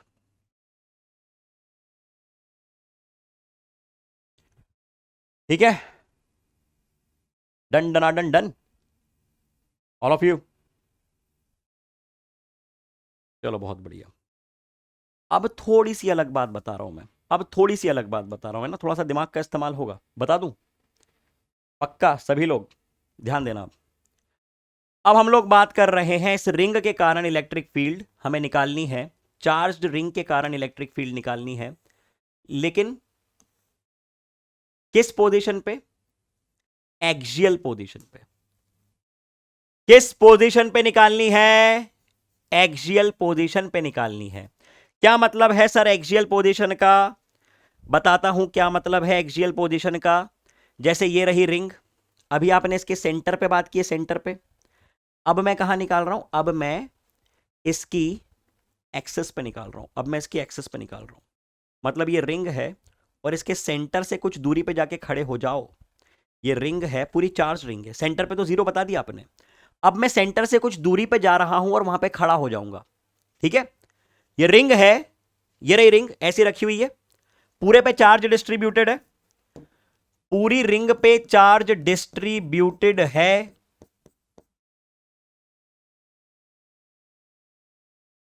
ठीक है। और आप किसी पी पॉइंट पे अवेलेबल हैं, ये रहा पॉइंट पी। पी पॉइंट पे आपको निकालनी है इलेक्ट्रिक फील्ड। कैसे निकालें? कैसे निकालें? सोचो, सोचो, थोड़ा सा सोचो। जैसे ये रही, देखते चलना, ये रही रिंग, ये रही रिंग और ये रही इसकी एक्सेस, दिख रही है सबको एक्सेस? ये रही इसकी एक्सेस, दिख रही है? ऐसे कर दूं थोड़ा सा, ये रही एक्सेस, है ना, ठीक। अब इमेजिन करो, ये स्केल में हटा रहा हूं, लेकिन इमेजिन करो कि स्केल है सेंटर पे, मान के चलो कि स्केल है। अब इसको देखो, ये एक्सेस है और ये एक पॉइंट, ये एक पॉइंट जो टॉप पे टच कर रहा हूं मैं, ये लाइन, डॉटेड लाइन, एक्सेस, और ये पॉइंट जो मैं टच कर रहा हूं। अब इसको ऐसे घुमा रहा हूं मैं, इसको ऐसे घुमा रहा हूं। मैं चाहे नीचे आ जाऊं, चाहे ऊपर चले जाऊं, चाहे राइट में चला जाऊं, चाहे लेफ्ट में चला जाऊं, कहीं पे भी चला जाऊं, अगर आपने ध्यान दिया हो एंगल चेंज नहीं हो रहा है। क्या मतलब है इस बात का? इस बात का मतलब ये है कि इस रिंग के लिए अगर मैंने इस एंगल को थीटा कह दिया है, थीटा कह दिया है, तो ये एंगल भी तो थीटा है। मतलब मतलब अगर ये रिंग है, ठीक है, टॉप व्यू देखते हैं, इसको तिरछा कर देते हैं, समझो थोड़ा सा ना। ये वो सेंट्रल पॉइंट है, ये सेंट्रल एक्सिस है, और ये पॉइंट पी मैं यहां बना रहा हूं, वो जो पी पॉइंट है ना उसको मैंने यहां बना दिया, पी पॉइंट। अब ये पी पॉइंट से आप कहीं पे भी लाइन ड्रॉप कर दो इस रिंग पे, जो एंगल बनेगा ना, जो एंगल बनेगा वो थीटा ही होगा। कैसे? ये ring ring ring ring ring ring ring ring ring, ये रही रिंग, ये रही रिंग, ये सेंट्रल एक्सिस है, मैं ये लाइन बनाऊं या ये बनाऊं, ऐसे हाथ को घुमाओ, ऐसे हाथ को घुमाओ इस पे, ठीक है, हाथ को ऐसे घुमाओ इस पे, ऐसे ऐसे, ये सेंट्रल लाइन है, सेंट्रल एक्सिस है, ठीक है। अब ये एंगल भी थीटा है, ये एंगल भी थीटा है, ये एंगल भी थीटा, देख रहे हो? थीटा थीटा थीटा चेंज नहीं हो रहा है, मेरे ये दोनों उंगलियों के बीच का एंगल चेंज नहीं हो रहा है, ठीक है।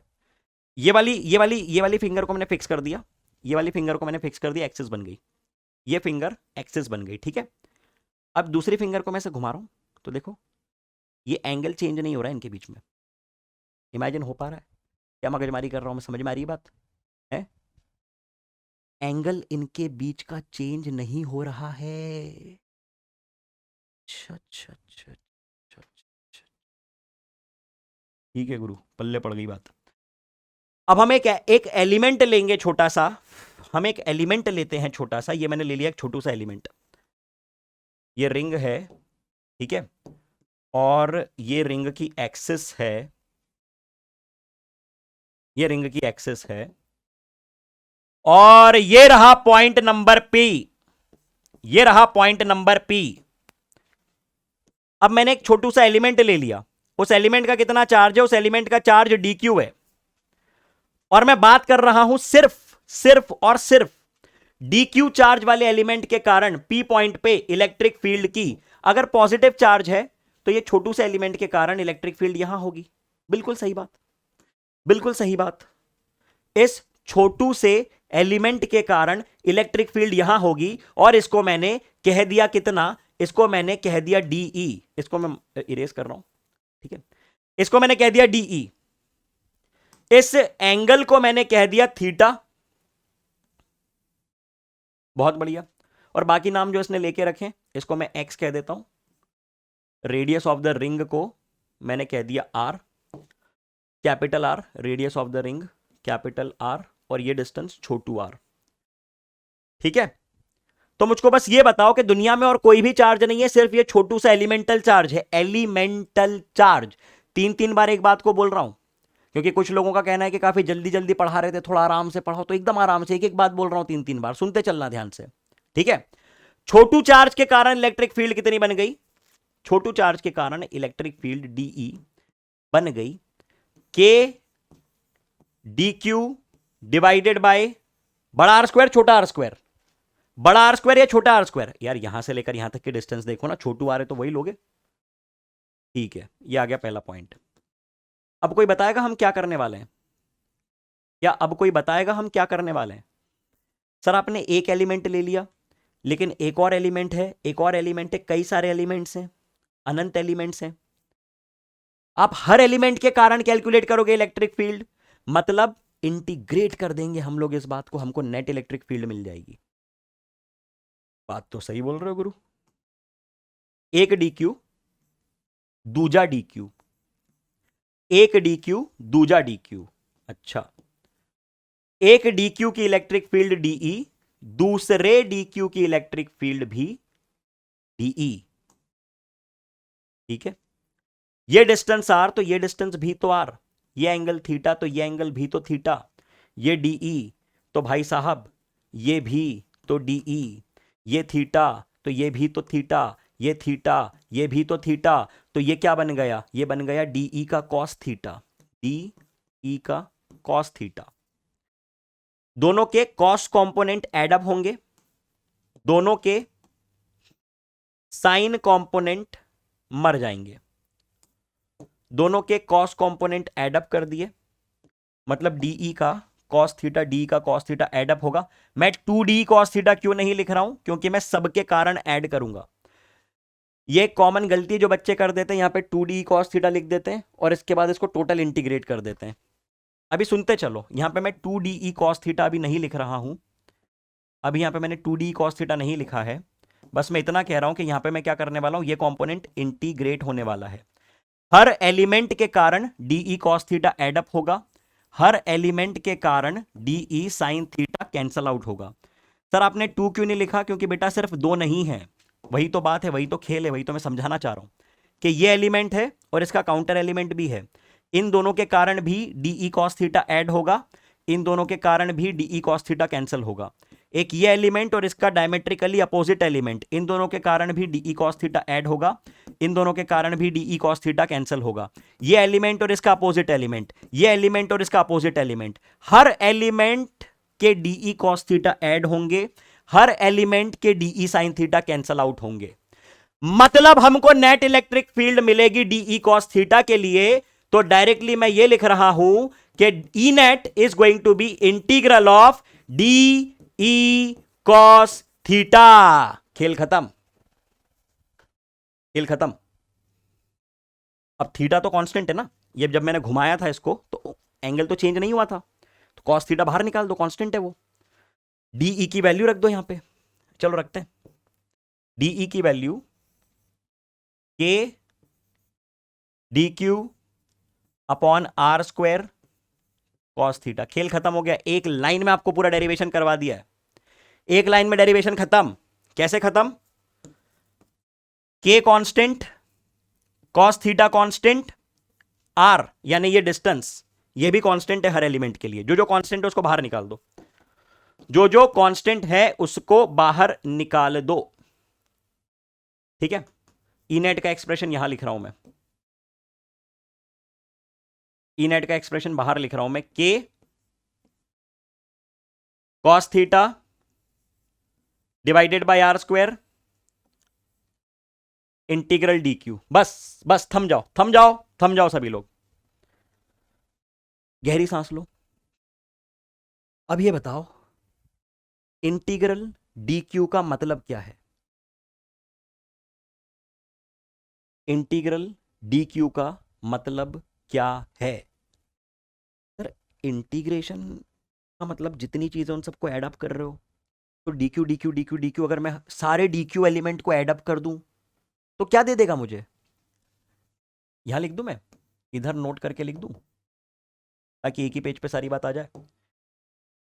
इंटीग्रल dq का मतलब क्या है? मतलब सारे एलिमेंटल चार्ज का सम, अर्थात टोटल चार्ज, अर्थात q। ओ हो, क्या बात है। के कॉस थीटा, अभी कॉस थीटा ही लिख दो, इसको मैंने क्यू लिख दिया, इसको कॉस थीटा लिख दिया और इसको आर स्क्वायर रख दिया। ओ हो। कॉस थीटा क्या बन जाएगा? कॉस थीटा बनेगा बेस डिवाइडेड बाय हाइपोटेनियस। तो कॉस थीटा को मैंने लिख दिया, कॉस थीटा को मैंने लिख दिया base divided by hypotenuse, base divided by hypotenuse. Cos theta को मैंने लिख दिया, यहां लिख देता हूं मैं सेपरेटली, बेटा यहां लिख रहा हूं मैं, कॉस थीटा को मैंने लिख दिया बेस डिवाइडेड बाय हाइपोटेनियस।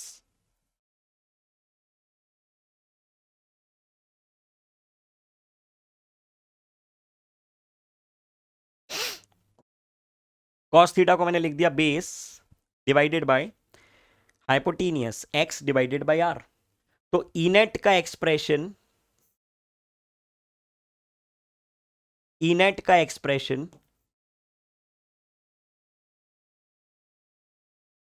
आपके सामने आ गया कुछ ऐसा, इनेट का एक्सप्रेशन आपके सामने आ गया कुछ ऐसा, K Q X divided by R cube. Sir X की वैल्यू हम लोग रख सकते हैं क्या कुछ? बिल्कुल रख सकते हो। एक्स की वैल्यू कुछ रख सकते हो या आर की वैल्यू कुछ रख सकते हो, बिल्कुल रख सकते हो। आर को क्या लिख दोगे? पाइथागोरस थ्योरम से। आर को क्या लिख दोगे? पाइथागोरस थ्योरम से। आर को लिख दोगे root over R square plus X square. कैसे? R square equal to capital R square plus X square, Pythagoras theorem. R square equal to capital R square plus X square. जारी के बाद दिमाग में सभी के R equal to root over R square plus X square यहां पे रख दो। छोटू आर की वैल्यू उठा के यहां पे रख दो, छोटू आर की वैल्यू उठा के यहां पे रख दो, छोटू आर की वैल्यू उठा के यहां। 3 बार बोलूंगा हर बात को, 3 बार में तो समझ में आ जाएगी। क्यों भैया, जल्दी बोलने वालों, बोल रहे थे ना जल्दी जल्दी बोल रहा हूं। आर की value root over R square plus X square रख दूं, रख दी। तो क्या ये expression K Q X divided by R square plus X square की पावर 1/2 का cube?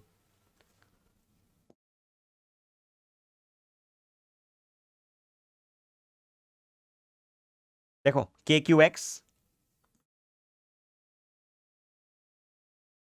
Divided by R cube, R को लिख दिया R square plus X square का रूट, उठा के यहां पे रखो।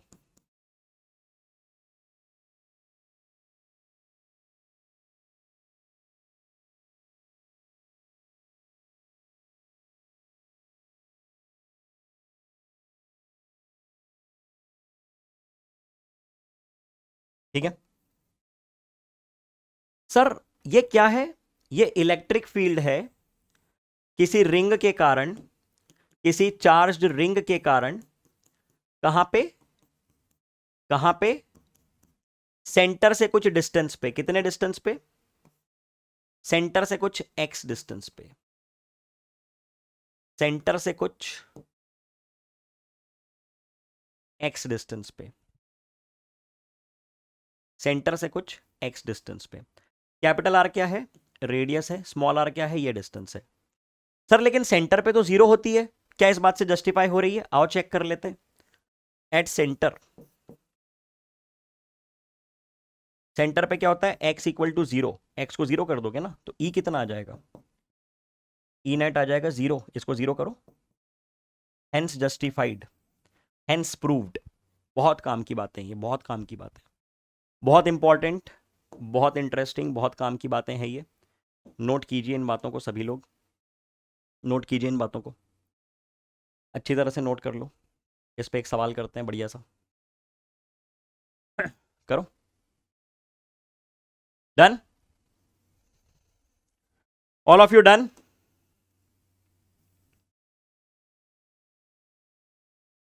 चलो, ये रहा सवाल। सवाल पढ़ो, सवाल पढ़ो। ये सवाल मैं हिंट दे रहा हूं, बता रहा हूं कि क्या करना है, लेकिन इसका कैलकुलेशन आप मुझको बताएंगे कमेंट सेक्शन में। इसका कैलकुलेशन मैं आपसे सुनना चाहूंगा कमेंट सेक्शन में, मुझे पता चलेगा कि आप लोग वाकई में कैलकुलेट भी कर रहे हो या नहीं। चार्ज आपको देके रखा है, चार्ज आपको देके रखा है, distributed uniformly over the circumference of a ring of radius capital R देके रखा है। Calculate the field intensity at a point on the axis of a ring of 0.4 metre from the centre, also at the centre. अब centre पे तो zero होने वाला है, तो ऑप्शन इन दोनों में से ही कुछ होगा, लेकिन कितना, उसके लिए आपको निकालना पड़ेगा। ये रही रिंग और ये रही इसकी एक्सिस, ये रही रिंग और ये रही इसकी एक्सिस, ठीक है। ये रहा पॉइंट पी, इस पॉइंट पे आपको निकालना है, ठीक है। क्या डिस्टेंस देके रखी है आपको, आपको रेडियस देके रखा है आर, आपको एक्स देके रखा हुआ है, कर लो कैलकुलेट। क्या होती है इलेक्ट्रिक फील्ड, इलेक्ट्रिक फील्ड होती है, क्या बताया सर अभी अभी फॉर्मूला, ये लिखा हुआ है K Q X upon R square plus X square की पावर 3/2। रखो, कैलकुलेट करो और मुझको आंसर कमेंट सेक्शन में बताओ सभी लोग, ठीक है। This is a task question for you, जो कि मैं आपको अभी दे रहा हूं। अब इसके बाद एक और सिंपल सा सवाल आपके सामने आ रहा है। Electric field inside a spherical shell of uniform surface charge density. एक स्फेरिकल शेल है, मतलब हॉलोस्फीयर है, ये रहा हॉलोस्फीयर। अब यूनिफॉर्म सरफेस चार्ज डेंसिटी का मतलब क्या है कि इस पे पूरे पे बराबर चार्ज डिस्ट्रीब्यूटेड है बराबर रीजन में। इमेजिन करो कि तुम एक स्फीयर के अंदर हो, हर जगह पे चार्ज ही चार्ज है, बराबर यूनिफॉर्मली डिस्ट्रीब्यूटेड है। तो एक तरफ से जितनी फील्ड लग रही होगी, उसके डायमेट्रिकली अपोजिट एंड से भी उतनी ही फील्ड लग रही होगी। मतलब हर एलिमेंट का काउंटर एलिमेंट अवेलेबल है। तो जो बात हमने रिंग के लिए की थी, क्या वही बात हम स्फीयर के लिए वापस दोहरा सकते हैं? और क्या हम ये कह सकते हैं कि इस सिमेट्री के कारण, इस सिमेट्री के कारण नेट इलेक्ट्रिक फील्ड सेंटर पे कितनी होगी, जीरो होगी। सेंटर पे कितनी होगी, जीरो होगी। खेल खत्म, हाँ या ना?